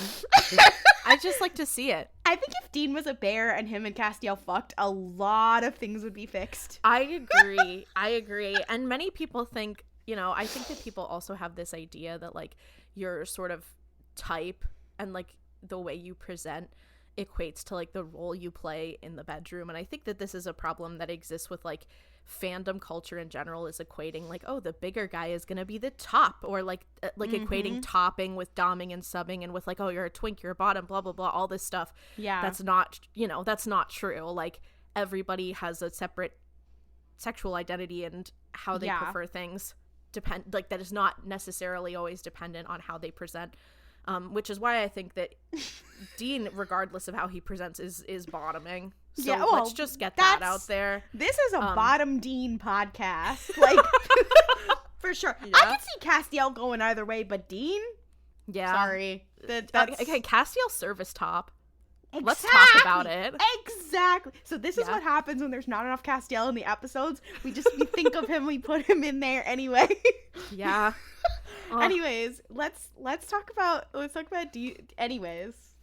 Yeah, the problem I feel too is that sometimes I have problems with believing that Castiel would be an alpha, but I definitely have problems believing that Dean would be anything other than an omega. So that's why. That's the thing. I think Castiel wouldn't be your traditional alpha. I think you could gain a lot of comedy, and if someone wants to recommend this as a fan fiction, you gain a lot of comedy from Castiel is an alpha, but because he's not human, he doesn't normally act like an alpha, or because like he's in a human body now, he doesn't know what normally being an alpha means. He's not socialized in the way that alphas are. I think that would be a really guys. Wait. I thought about Omegaverse a little too hard the other day and was like, wait a minute. I'm realizing why there isn't a lot of longer published fiction about this, because the world building, like, just doesn't make sense. No. Like, so much. It just doesn't, like, you have to twist yourself into pretzels trying to, like, justify all of the things in an Omegaverse world, but I still eat it up. No, and here's the thing. There's a really interesting scholarship in about the Omegaverse, and how if you read Omegaverse, like, from the United States, there's a lot of like people being like, I can't afford my heat suppressants. But from other places, it's that they purposely didn't take their heat suppressants. Like, there's socio-political stuff going on. No, we need to, guys. Okay, I'm sorry. I didn't mean to have, like, an actual, like. Here's the problem. I made a semi-serious / joke about positions, and I'm the one who brought up Dean being a bear. Well, that's exactly. Like, I was trying to have sort of a serious moment of saying, hey, we can't assume that anyone is anything based on how they present, and then I'm like, anyway, y'all like Omegaverse? Fuck, guys. And you know what?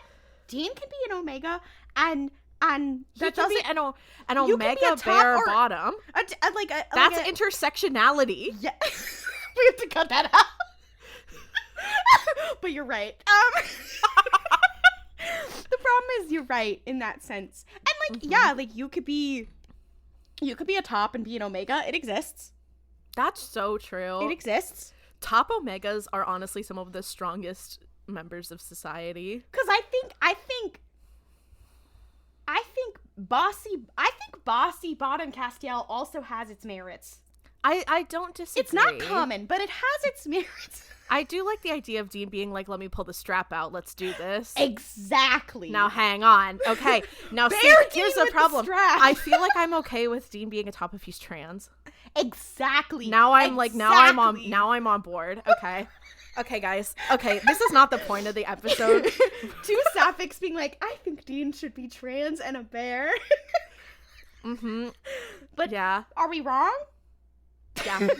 I challenge you. If you think we're wrong, I challenge you to shut the hell up. I challenge you to go on twitter.com and tweet at Elon Musk.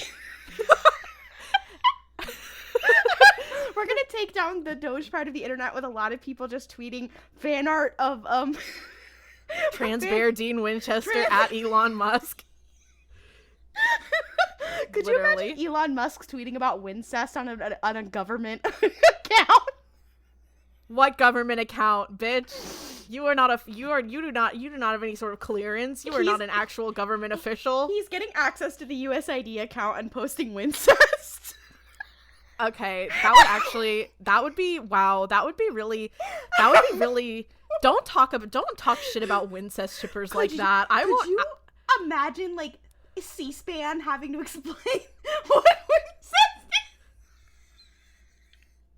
is? I wouldn't wish this upon Wincest shippers. Honestly, Wincest shippers, get behind me.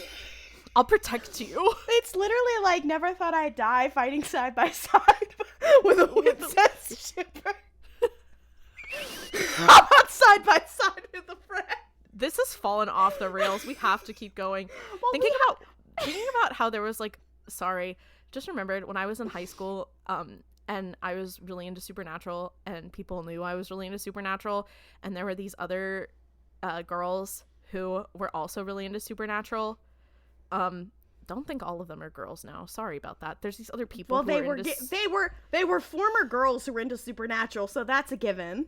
Yeah, Supernatural makes you trans. Absolutely. Anyway, but I remember I was they were talking about it one time, and I was there because everyone knew me. Everyone knew I was into Supernatural, and I was there, and they were like, "Oh my god!" and Wincest, and they were standing there talking about Wincest unironically, for real, and not even in a I feel like there was less irony back then. They weren't even laughing about it. I was standing there I'm in danger. You're because also I knew, and the problem wasn't even that they shipped it, but the problem was that because I was in this conversation, inevitably they were going to want my opinion on it, and I was and then I think you have 30 minutes. No, and then I think the bell rang because again I was 16, so then I left. But I remember the fear again of being just first of all, I feel that was a very 2014 2013 was a very puritanical time on Tumblr of being if you ship Wincest you should kill yourself. So and I can't pretend that I didn't get swept up in that mindset. I don't think I was ever quite that radical about it, but I remember being oh god, if they ask my opinion on it, it's so over. I have to get out of here. No, I would have been should we end it all? Yeah. Imagine talking about that in real life with your real people... meat face. Wow. No, really. I'm I thought we had to argue about this on Tumblr, and now I guess on Twitter and TikTok, whatever. I thought that was where I forgot that we can talk about things IRL. And talk about Wincest IRL? That's kind of powerful, honestly. Looking back, that's kind of a power move to be in a hallway full of people you don't really know. It wasn't a private conversation. It's kind of like people who publicly cosplayed Hetalia. Wow, you had balls. Yeah, you but just for the wrong thing. But yeah, damn. And why nobody gave a fuck? Truly. Anyways, I don't anyway, know how what were we talking about? We were talking about how Dean should be fat. Yes. Yes. He should be a fat king. Anyways, so Dean has this very weird moment. Speaking of Dean in a relationship, Dean has this very weird moment after he calls out his brother for eating a Caesar salad in a cup. He's like, it seems like, Donna was doing really well, and, her family seemed to be doing well, despite, he says, this Amityville thing. And Sam's like, oh, do you still, like, have the hots for our babysitter? And he's like, no. And then he's like, what would it be like to, like, have a wife and a picket fence and Rugrats? And you're like, Dean? It's the Omega in him screaming out. Exactly. Sorry. No, Sorry. exactly. No, I literally put in my notes several times in this episode that this man yearns to be a stay-at-home mother. He literally does. He wants to be Nara Smith so fucking bad. Shut up, Dean making some fuck-ass bread with all of his rings on and his stupid bracelets from season 1. Can someone draw Dean Winchester as Nara Smith doing, my husband asked for an apple pie, so I made him ask.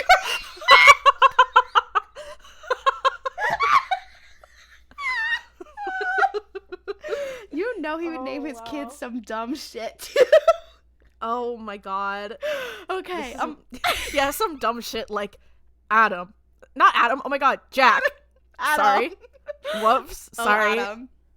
Oh, I got my little white boys mixed up. No, okay. Also, when they're talking to the former babysitter, she's like, "Oh, he left you boys," and Dean visibly like rolls his eyes. He's like, "Yeah, sure. Like he left us for 2 weeks at a time, but sure." And not like to go make money because he's a hardworking dad. No, he's a fucking freak. And I also have to say they do keep mentioning that Dean likes MILFs, and I love that. I love that we're growing. And this is a very MILF-heavy episode. It is a very MILF-heavy episode, and we do love that. So Dean is like, whatever, and Sam's kind of like, sorry, but like that whole, that idea doesn't appeal to me anymore. Kind of lost that, and it's very odd. And then he's like, anyway, I was doing research, and I picked up that there is a legend about Donna's house in the 1720s. There was this guy named Isaiah Pickett, and he supposedly hung a woman for witchcraft, this woman named Maggie Briggs. And they're like, okay, it's probably Maggie's angry spirit, but what does the murdered child thing mean? And we got to figure out where she's buried. So Sam's like, okay, I'll go check the town records. And as they're talking, we cut to the cashier who took Dean's order. And he looks kind of familiar, and he's just looking at Sam from behind the corner, suspiciously, this teenager. And you're like, what's going on? So we cut to Sam, who's walking down the street. He's alone. He's talking to Dean on the phone. He's like, I couldn't find anything about Maggie Briggs. I can't find where she was buried. And he turns into a park. I don't know why he's walking alone in a park, like, but okay. And he's like, there's like weird noises. And he's like, what's going on? And suddenly he gets hit in the neck with a tranquilizer dart, which is so... Sam always gets gotten out in deeply the wildest ways. Unserious. You're like, what the fuck? And he falls over face first, and he wakes up in this wooded area again, and he's really like out of it, and he's wearing a uniform from that burger place, Patriot Burger, that they were just at, and he's like, what? And the first thing you think is like, why does it fit him? He starts walking down the road by himself. I'm like, you couldn't be on the side of the road. You could get run over, but like, okay. And he gets stopped by a police officer who's like, hey, Gary, like, are you okay? Like, your family's really worried about you. And he's like, what the hell? Like, I'm not Gary. And he's confused. And he's like, and the cop is like, your family called me. He's like, you're my family. Like, Dean called you? The police? Like, that's hilarious.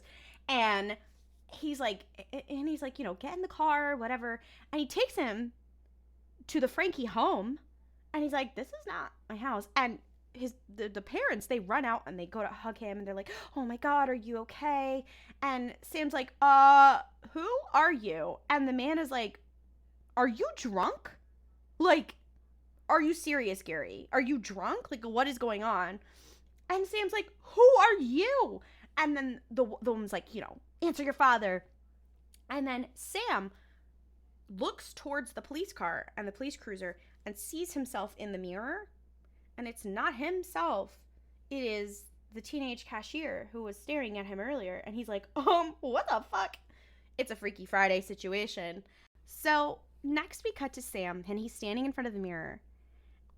And we realize it's not Sam. It's Gary in Sam's body, who is flexing his muscles in front of the camera. It's like a wolf in sheep's clothing, a Sam in Gary's body. Yeah, and it's Gary in Sam's body flexing his muscles in front of the mirror in their motel room. And he's like, damn, like, I look good, whatever. And then he pulls away, and it's Gary. And the way that they show this is that to us, the viewer, the real person is there, but everyone... to us, the viewer... No, it's the opposite. Wait. Yes. Okay. No, it's... Yes. So the way that they show this for the rest of the episode is that they show the real person to us, the viewer, but everyone else is seeing them as the body. So when you see Sam, it is Sam, but everyone is seeing him as Gary. And vice versa. Yeah. So Dean like runs in and he's like, Sam, like, you haven't been answering your phone for hours. And Gary's like, sorry, like, I was running late, but I got you a burger, bacon cheeseburger, cheese fries, like, just what you wanted, right? And Dean's like, okay, sure, but all right, I'll eat. And then Gary's like, cool, but we do need to leave because the maid came in and saw the guns on the bed and freaked out. And Dean's like, that's not like a part of our protocol. Why would you let the maid in? And I just have to say also, if a maid in a middle America, now granted, wait, this is Massachusetts, so maybe not. I was going to say a maid in a middle America motor inn came in and saw guns, she would not be fazed. But this is Massachusetts, so maybe we're dealing with different issues here. Yeah. But then again, it is a motel. I'm sure they've seen worse. But he was like, we need to go. And Gary's like, oh, I messed up. She just came in. And Dean's like, okay, let me go to the bathroom. And while he's in the bathroom, Gary finds all the cell phones and gets rid of them. And including the ones in the car. Like, he searches the car, everything. Which I'm like, they have a lot of ones hidden in the car. So I'm like, okay. So then Dean gets in the car and Gary's like, can I drive? Now this is hilarious because he's like a 15-year-old boy and he doesn't know how to drive. And they switch seats and Dean's like, okay, like, you never asked because I never want you to. And Gary's like starts up the car and he's revving the engine and he's like, and whatever. And Dean's like, okay, like, can we go? And then Dean's like, you're in reverse. And then he backs the car into the dumpster behind them. And he's like, oh my God. And Dean just like, and then they switch again and Dean's like, what the hell, like, is wrong with you? And he's like, I'm so sorry, whatever. And Dean is like, okay, whatever. It's the Frankels, not the Frankie's house. Sam, who is in Gary's body, is trying to figure out what happened. He's in this teenage boy's bedroom and he's calling Dean on all of his phones that he's memorized the numbers. And he's like, hey, I'm in the wrong body. I need help. He's looking in the mirror and he's like, I think I have asthma. There's also another crazy part of this where he like starts looking through his closet and he finds a Star Wars shirt and he goes, a virgin. And I go, wait a minute, pause. Sam Winchester, you know the name of Ahsoka and watch the Clone Wars. Like, canonically. To be fair, he didn't know Ahsoka's name well enough to correct Jack when he said it wrong. Yeah. Maybe he's a fan of Star Wars, but not that big of a fan. But also, like, he's gonna call someone for having a run-of-the-mill Darth Vader shirt a virgin. It was a different time. This was before the MCU. This is before it was cool to be a nerd. And then several seasons later, he's like, yeah, I watched that. And, like, they say shit that he's a nerd all the time. And Dean, too. I'm like, anyway, again. I'm with you. I'm with you in spirit. I'm standing strong with you. Okay. It's just dumb. So he's going through all his stuff and he finds like a box underneath, of course, this kid's like box of printed out porn and like, printed out. It's Playboy But I'm also like, what kid has... Which is funny because he's like, oh, he's a virgin. Then he pulls out his porn and he's like, oh, a frustrated virgin. Yeah. Yeah. And then, so and then underneath, though, is a box with all kinds of evidence of dark magic. And he's like, oh, what did this kid get into? Shit. And as he's doing this, Gary's mom is like, hey, like, it's time for breakfast. Come on down. And he's like, ugh. And he, like, does the teenager thing of, like, okay, I'm coming. And he gets down there, and they're having, like, an awkward breakfast with his family. And his father's like, so what happened? How does getting drunk fit into the plan? And he's like, what plan? He's like, your plan to become an engineer, to go to MIT. You know, what happened with that? And Sam, out of nowhere, is like, well, I can give a rat's ass about the plan. And everyone's like, whoa, like, what's going on? And the dad is getting, like, really mad.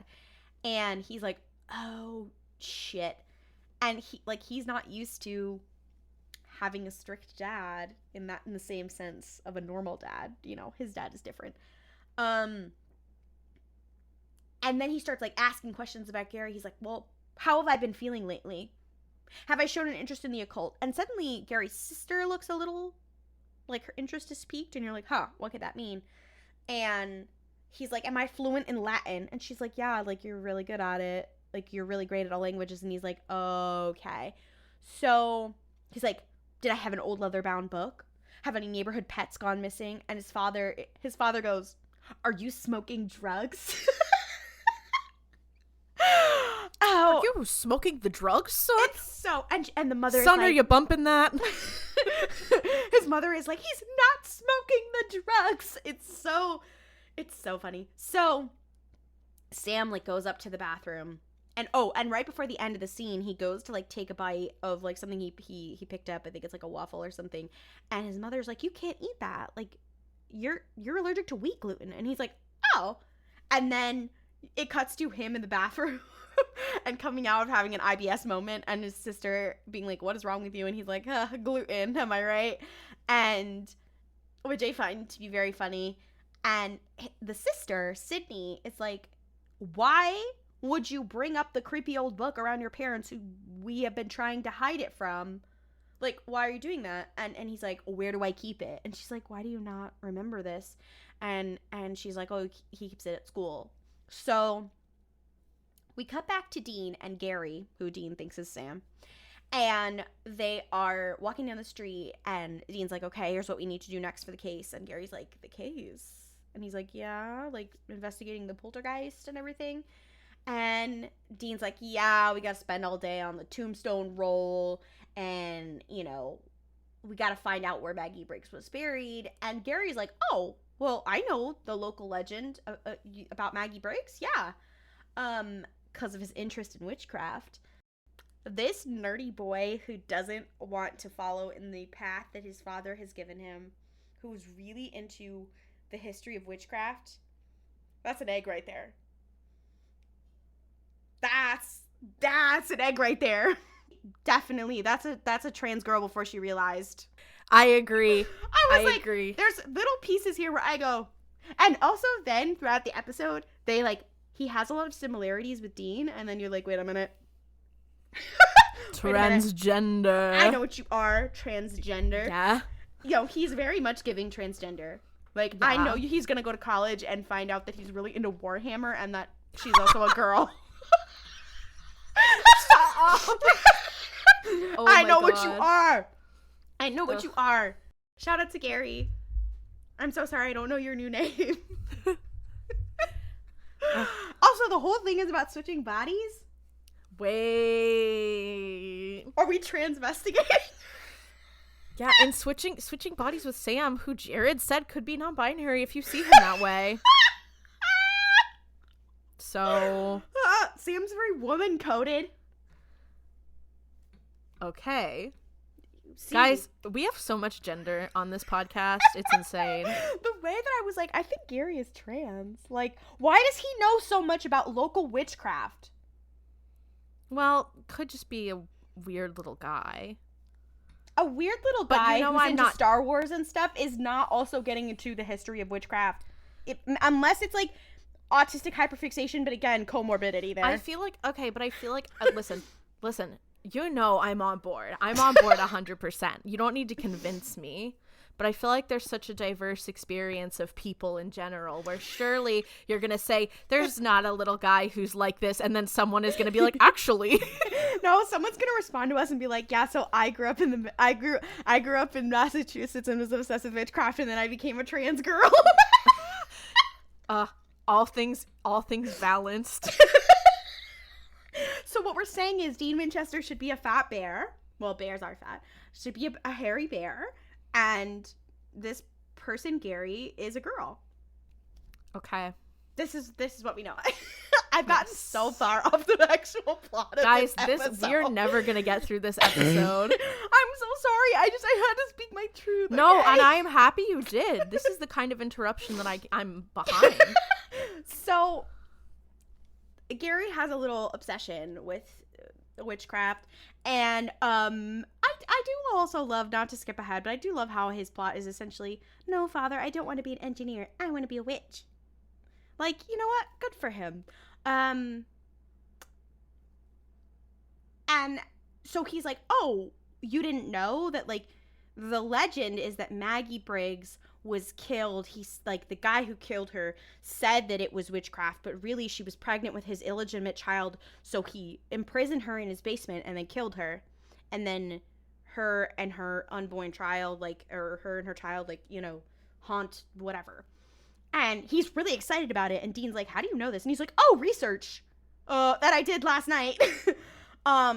Which, because that actually kind of fits with how Sam acts sometimes, Dean's like, okay. And Dean's like, okay, wait, that would explain the scratches on the teenage girl's abdomen about the murdered child. So we can't get into the pro-lifeness of that, but anyway. So they get into the car, and Dean turns on the music. And Gary is like, damn, turn that shit up. And Dean's like, that's not normal. Like, usually Sam tells me to kind of tone it down, but like, all right. And we cut to the high school where Sam in Gary's body is, and he's like trying to call Dean while he's in this high school. Dude. Also, he has on the most fuck-ass outfit, striped hoodie with a vest. Yeah. Like, come on, dude. They're very like, he's in the body of a teenager. He looks exactly like How Do You Do, Fellow Kids. Like, it's very good. And he's approached by these two teens named Trevor and Nora. And they're like, hey, like, what happened? Like, are you good last night? What happened? And he's like, I gotta go. I'm fine. I was just drunk. I was whatever. And he's like, you know, where's my locker? And what's my combination? And they're like, what? And so he eventually finds the locker, and he picks he figures out the combination by listening, because Sam can do that. And he gets in, he's going through the kid's stuff, and he finds this book. This kid's been keeping a grimoire in his locker, which is very funny. He's like, oh shit, this is a really bad book. What are you doing? So Dean and who he thinks is Sam, but it's Gary, they arrive in Donna's basement now that the family is gone on vacation, and they're like, all right, we're gonna salt and burn Maggie Briggs' bones, we're gonna do the whole thing. And Gary's kind of excited. He's like, ooh, like, this is fun, whatever. And the wiki, it says he makes a few comments that a nerdy kid on his first ghost hunt would make. And Dane's like, are you good? Like, what is going on? No, low-key, especially, like, while this is happening, I'm like, Dean dumb as hell for not, like, they have realizing weird shit like this happen to them all the time. And one thing he says is, Master Chief is in the house, bizzatches. Likely thing for Sam to say. He's always saying that. Yeah. I was like, oh, well, in the sense that, okay, all right. So Dean starts digging and thinking that Sam is going to help him. But then Gary, as Sam, stands behind him, and he's like, I'm sorry that I have to do this. And while Dean is digging, he's like, what do you mean? What do you have to apologize for? And Gary is about to shoot him. I don't think he realizes that it's not real rounds, that it's salt rounds, but okay. And again, I maintain I think you could probably kill someone with any type of rounds. Absolutely. So, like, that's like when they're like, it's not deadly, it's salt rounds. I'm like, yeah. Okay. So. But the logic of the show has said that won't kill someone. Yeah. So. But suddenly, right before he pulls the trigger, he's like flung backwards by something. And then Dean shows up and tries to help him. And they get ready to go. And Dean's like, we have to burn the bones. And then Dean is thrown against the back wall. And you see Maggie Briggs' spirit show up and start to attack them. And in that moment, Gary, as Sam, burns the bones and she disappears. And Gary's like, dude, that was awesome. And Dean's like, okay, but like, we did it, Joe. So we cut back to school. And Sam has the spell book, and he's on his way out, and Trevor and Nora are following him, and they're like, where are you going? And he's like, I don't feel like myself. And they're like, you're skipping class. Like, that's not a thing you do. Like, Sam has found out that this kid is, like, an AP student, like, all these kinds of things. And he's like, I just don't feel like myself. I need to go. I'll be back. And suddenly, Trevor pulls out a gun, which we find out is a dart gun, and then shoots Sam in the neck again. And Nora's like, huh? We cut to Dean and Gary again, who he thinks is Dean and Sam, and they're at that same bar, and Dean is starting to think that there's something up, because Dean kind of looks at him, because Gary looks ecstatic. He's like, oh my God, we did it. We did it. This is so cool. This is whatever. And Dean's like, okay, I'm going to order a big bacon cheeseburger. Because earlier, his brother had a fucking salad. He's like, I'm going to order a big bacon cheeseburger. Do you want one? And Gary's like, yeah, that's something I eat all the time. And Dean looks at him and is like, okay, so what have you done with my brother? Who are you? And Gary's like, what? And he's like, we're just celebrating a really awesome day. And Dean's like, this is a run-of-the-mill ghost hunt. What about this is awesome? And and Gary's like, well, can't I just be in a good mood? And Dean's like, no, that's not really your style. And Gary goes, well, then it's a new me. Right. Gary, honestly, I know we talk about the Winchesters being dumb as hell sometimes, but Gary's also dumb as hell because he's just like saying things that's like, holy shit, you are so smug, you little shit. Yeah. He goes, it's nice to do a little ass kicking for a change. And then he starts talking about, instead of feeling like his whole future is being decided for him, and, he can't stop this stupid plan that he's on, which is the plan to go to MIT, no matter how much I fight it. And he's speaking very truthfully, and he's like, oh, maybe I'm just drunk. And Dean is assuming that this is Sam talking about them being destined to be the vessels for Michael and Lucifer. So he's like, oh, like, Sam's actually kind of saying something that's true. And this is the one moment where you see, like, the overall plot of the show peek through of, like, are our destinies predetermined? And so Dean kind of relates to this kid inadvertently.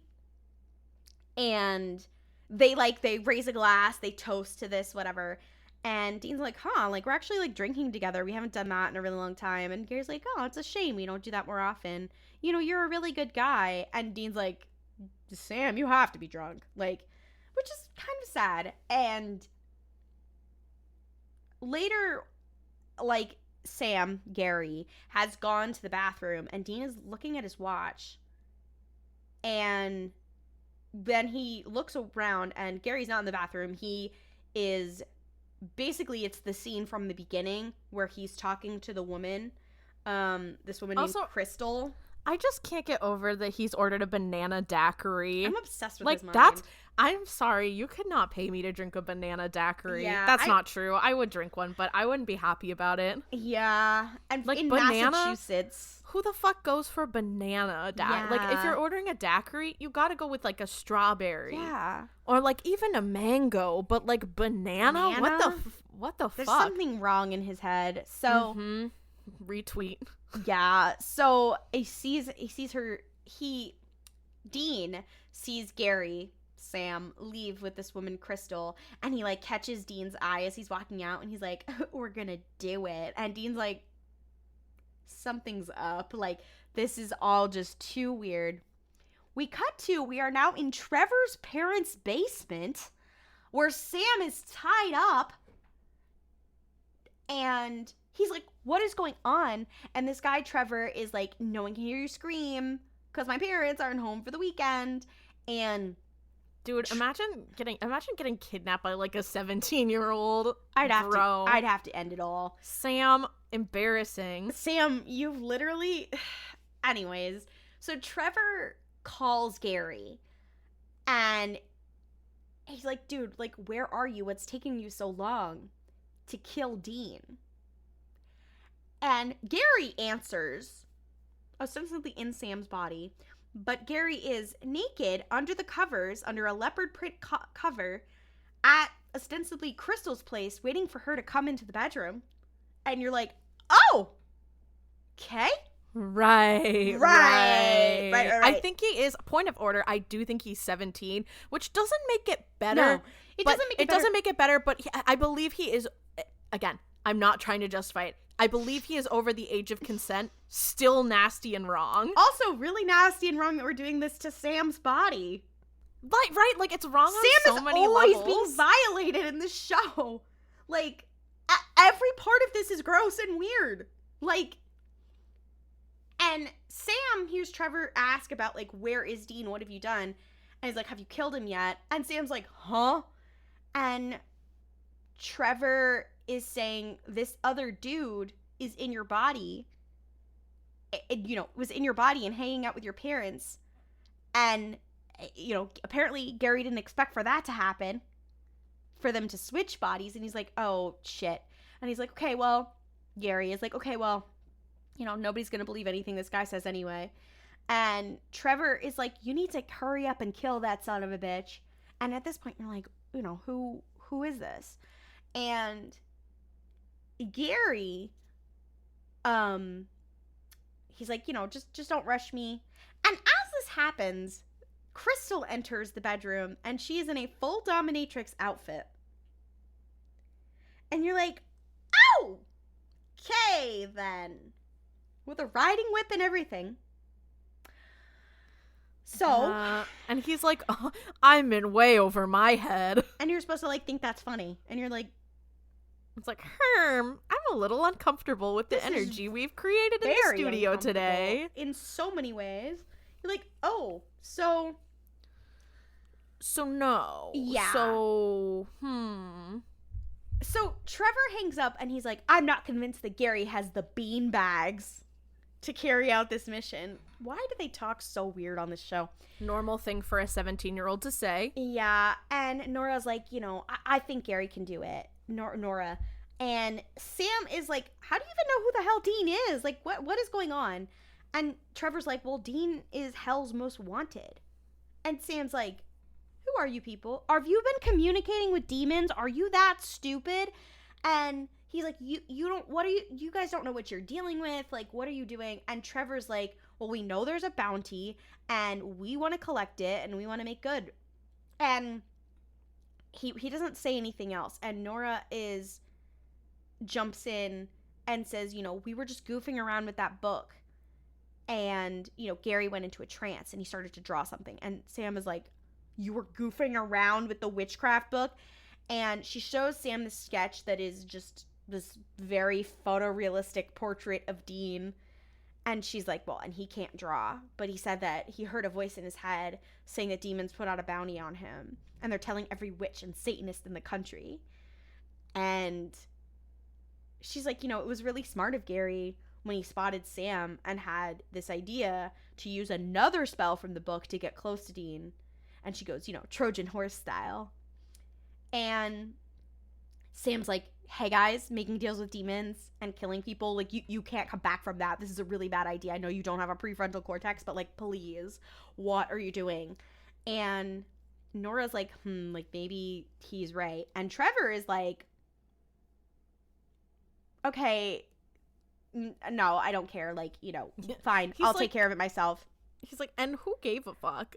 Not me. Yeah. Oh, and he does turn to her and he goes, Nora, don't you want to get into Vassar? And I'm like, all this for Vassar? Stop. at least a better school than that. It's not bad school, but you can cut that out. I was like, no beef with Vassar. No beef with Vassar, but that's crazy. Go for Harvard. Like, she's clearly already a smart girl. Like Yale, or like, I don't know, yeah.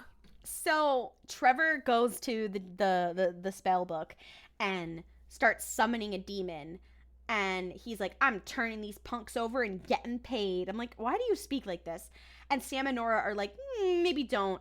And when he's done, Nora is like flopped over. And Sam's like, don't touch her. And then her head like whips up and her eyes are black. And a demon that he called up has possessed her. Back at the motel, Gary has basically... Gary is trying to kill Dean, so he's like sneaking in. And Dean is asleep on the bed. And he takes Dean's gun and he aims it at the bed. And... lo and behold, that was some blankets in the bed, and the real Dean has come up behind him and punches him in the face and is like, who are you really? And Gary's like, ow, like, that hurt. Back in the basement, we cut to the demon is like, okay, so, like, why did you summon me? Like, what do you want? And Trevor's like, oh, we have Dean Winchester. And Sam's like, shut up, don't say it. And he's like, here's Dean, here's where he is, etc. And I'm like, he's really dumb to not even be like, oh, can I have my reward first? Like, he's very stupid. Then the demon turns around and is like, oh my god, is that you, Sam, in that body? That's hilarious. Did you guys switch? That's so funny. And she's like, wait, this means that you guys are giving me both Dean and Sam's meat suit vessel ready to be filled by Lucifer. Thank you so much. And Sam's like, oh my god. And Trevor's like, okay, like, so what about the reward? And the demon's like, I guess I'll give you my undying gratitude. And he's like, what? And Sam's like, you fucking idiot. You need to just run, like, whatever. And she's like, oh, man, you should consider yourself lucky, you know, that I'm letting you live. And the guy's like, no, like, I worked my ass off. I should get a reward. And she's like, oh, you know what? You're right. You know, what do you want? And Trevor's like, $1 million. And she's like, well, that doesn't go for a lot these days. And he's like, okay, how about 10 million? And also I want Nora to fall in love with me. And she's like, oh, money and love, like classic wishes. And she's like, here's my counteroffer. And she just reaches into his chest and rips out his heart. And then licks the blood off her fingers, which she kind of ate that, I fear. And then she goes, yep, tastes like moron. What an epic own. Like, damn. Yep. Tastes like moron. Got him. Yeah. We cut back to Dean, who has now tied up Gary in Sam's body to a chair. And he's using the hotel landline to listen to all the voicemails that Sam left him. So I guess he's doing that. And he's like, oh my god, you need to start talking. And he goes, or the waterboarding will commence. I'm like, Jesus. Gary's like, please, like, don't hurt me. I'm just trying to do my best. And he's like, okay, Sam, they're in my friend's parents' basement. I'm actually a 17-year-old. And then suddenly Dean is then flung across the room, knocked unconscious. And who, lo and behold, is there but Nora. But wait, it's the demon in Nora's body. And her eyes turn black. And Gary's like, what the hell? She unties Gary. And she's like, you've done a great job. You've earned everything you want. And Gary, kind of serving, is like, well, what I want is to be a really powerful witch. And I'm like, okay, serve. You didn't really need a demon for that. But okay, slay. And he's like, you know, I feel powerless over my life and this plan. And she's like, okay, well, your wish will be granted after you take care of one small formality. We have to meet the boss. AKA your satanic majesty. And Gary's like, oh no, like we don't need to do that. I don't want to bother him, which I think is hilarious. And she's like, oh, you know, it'll be quick and easy. All you have to do is say yes to one little question and you'll get your reward. And Gary's like, and then Dean comes up from behind and takes runs at her with the demon knife, but fails to get her. And Gary was watching Dean get his ass beat, and then suddenly they kind of look at each other and they start like reciting the exorcism, And because Gary's, like, kind of a witch in his own right and knows Latin, he knows it as well. And I'm like, so they could have done this earlier, but, like, again, this is one of those situations where you're like, so they could have been exorcising demons when they're using the knife, but okay. And the demon is like, oh, like, lifts him up off the floor by his throat, and so Gary has to stop, but then Dean takes over the exorcism, and she's now caught between the two of them as they go back and forth reciting it, and it leaves her, and Gary is like, and Dean says some dumb shit where he's like, you know, and get out of here. What does he say? He's like, get out of here. He says the last line of the exorcism in Latin, and then he says, like, the last thing, and I think he says the word, like, most, bitch, like, get out of here, bitch, and the guy goes, it's actually nos. Yeah, like, he's like, actually? Actually, Dean Winchester. Also, I was thinking that whole time, sorry, I should have said this earlier, but I was thinking the whole time that the girl was, like, giving the Trevor the ultimatum, like, the demon, Nora, was giving, like, that whole speech. Why didn't Sam just start, I don't understand why these guys just don't start saying the exorcism as soon as they see a demon, and now we know the knowledge that it's, like, one person doesn't have to say the whole thing. Like, why aren't they just constantly saying that all the time? Like, just start like, nothing in the show makes any goddamn sense. So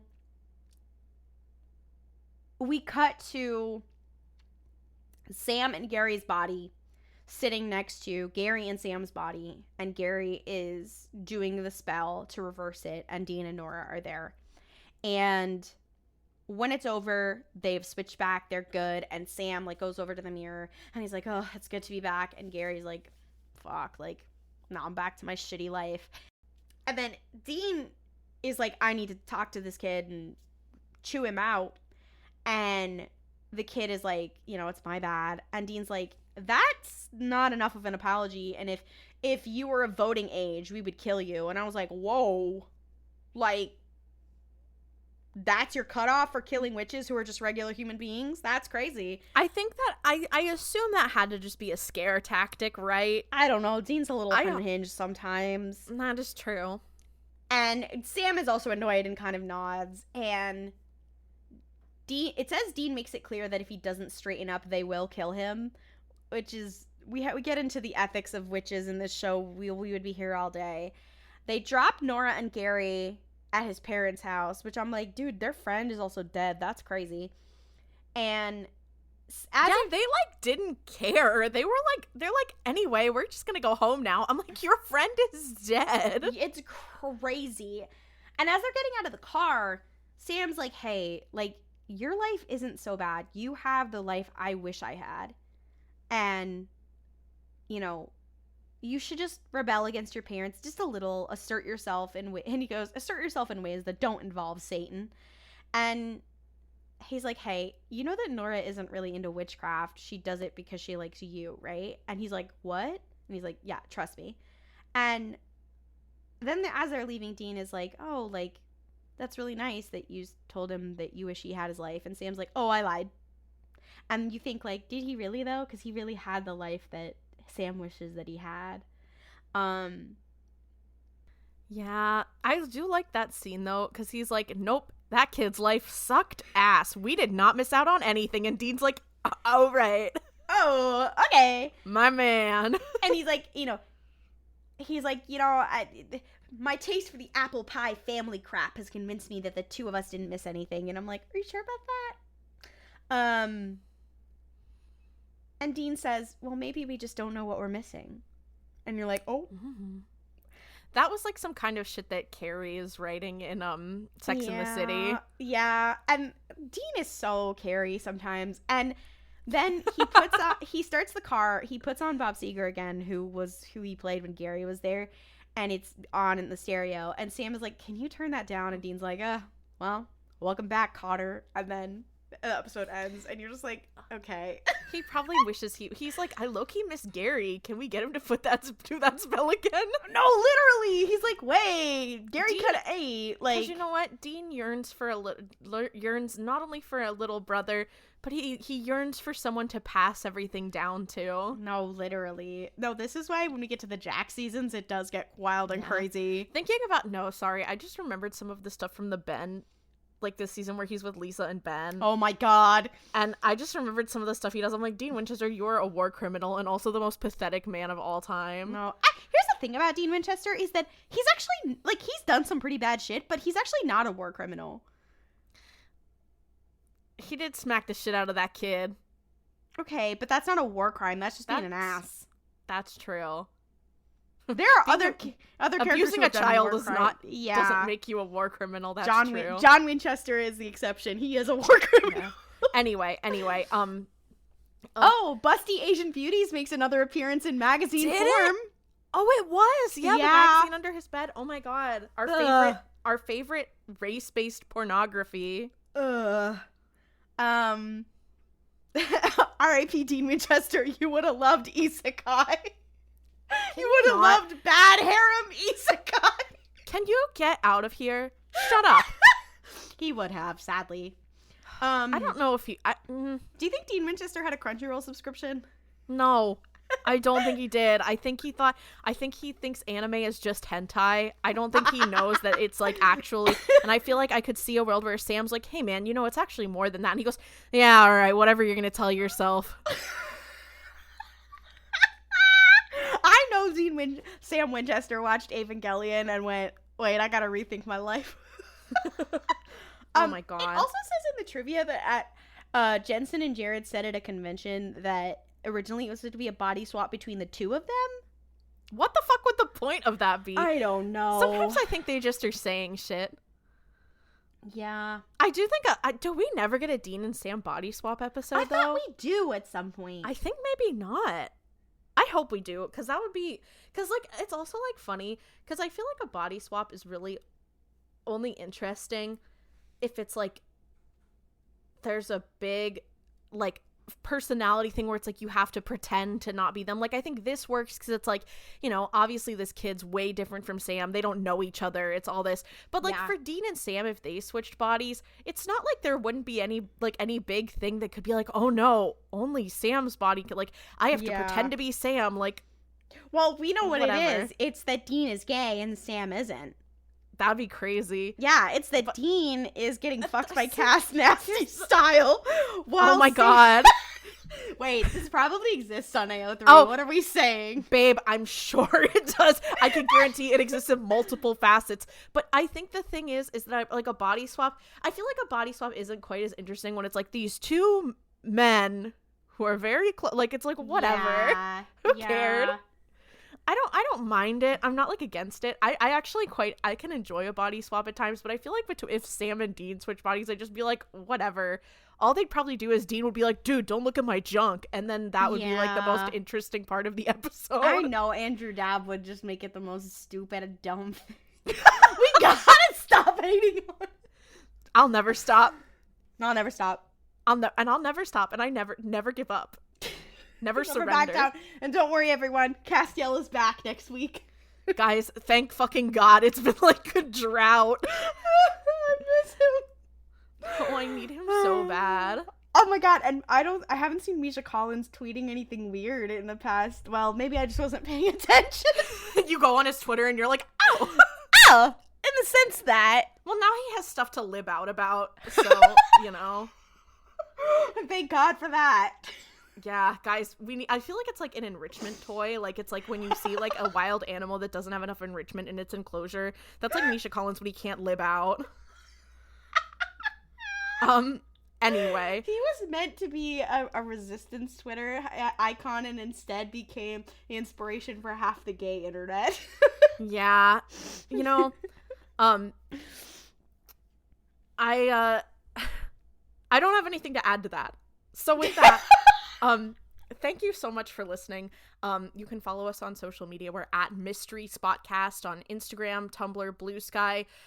We're still on like Twitter and TikTok too, but just we don't know what the fuck is going on there. We're not really checking those ones as much, so check out the other platforms. It's better. You can email us we're at themysteryspotcast@gmail.com. You can also send us something in our Tumblr Ask Box. So we're always here. Always love to hear your thoughts on everything. We would also like to highlight a really good resource from the organization Fight for the Future. They have this master list of frontline organizations doing some really good work that you can support instead of giving your money to large like national organizations. They have this list that is like issue by issue, so you can find something that you care about. The link is in our show notes. It also has ways to support Palestinian, Sudanese, and Congolese resistance and helping them figure out what the hell's going on there, all that. So check that out. If you like listening, please feel free to rate the show, leave us a review, Apple Podcasts, Spotify, all those places. We have a YouTube channel now. You can comment on that. Tell all your buddies. And as a reminder, we are backsliding into Destiel. So if you have a fic recommendation, there's a form in our show notes. Please, God, fill that out. Please, Christ, I need it like I need air. So we would appreciate that.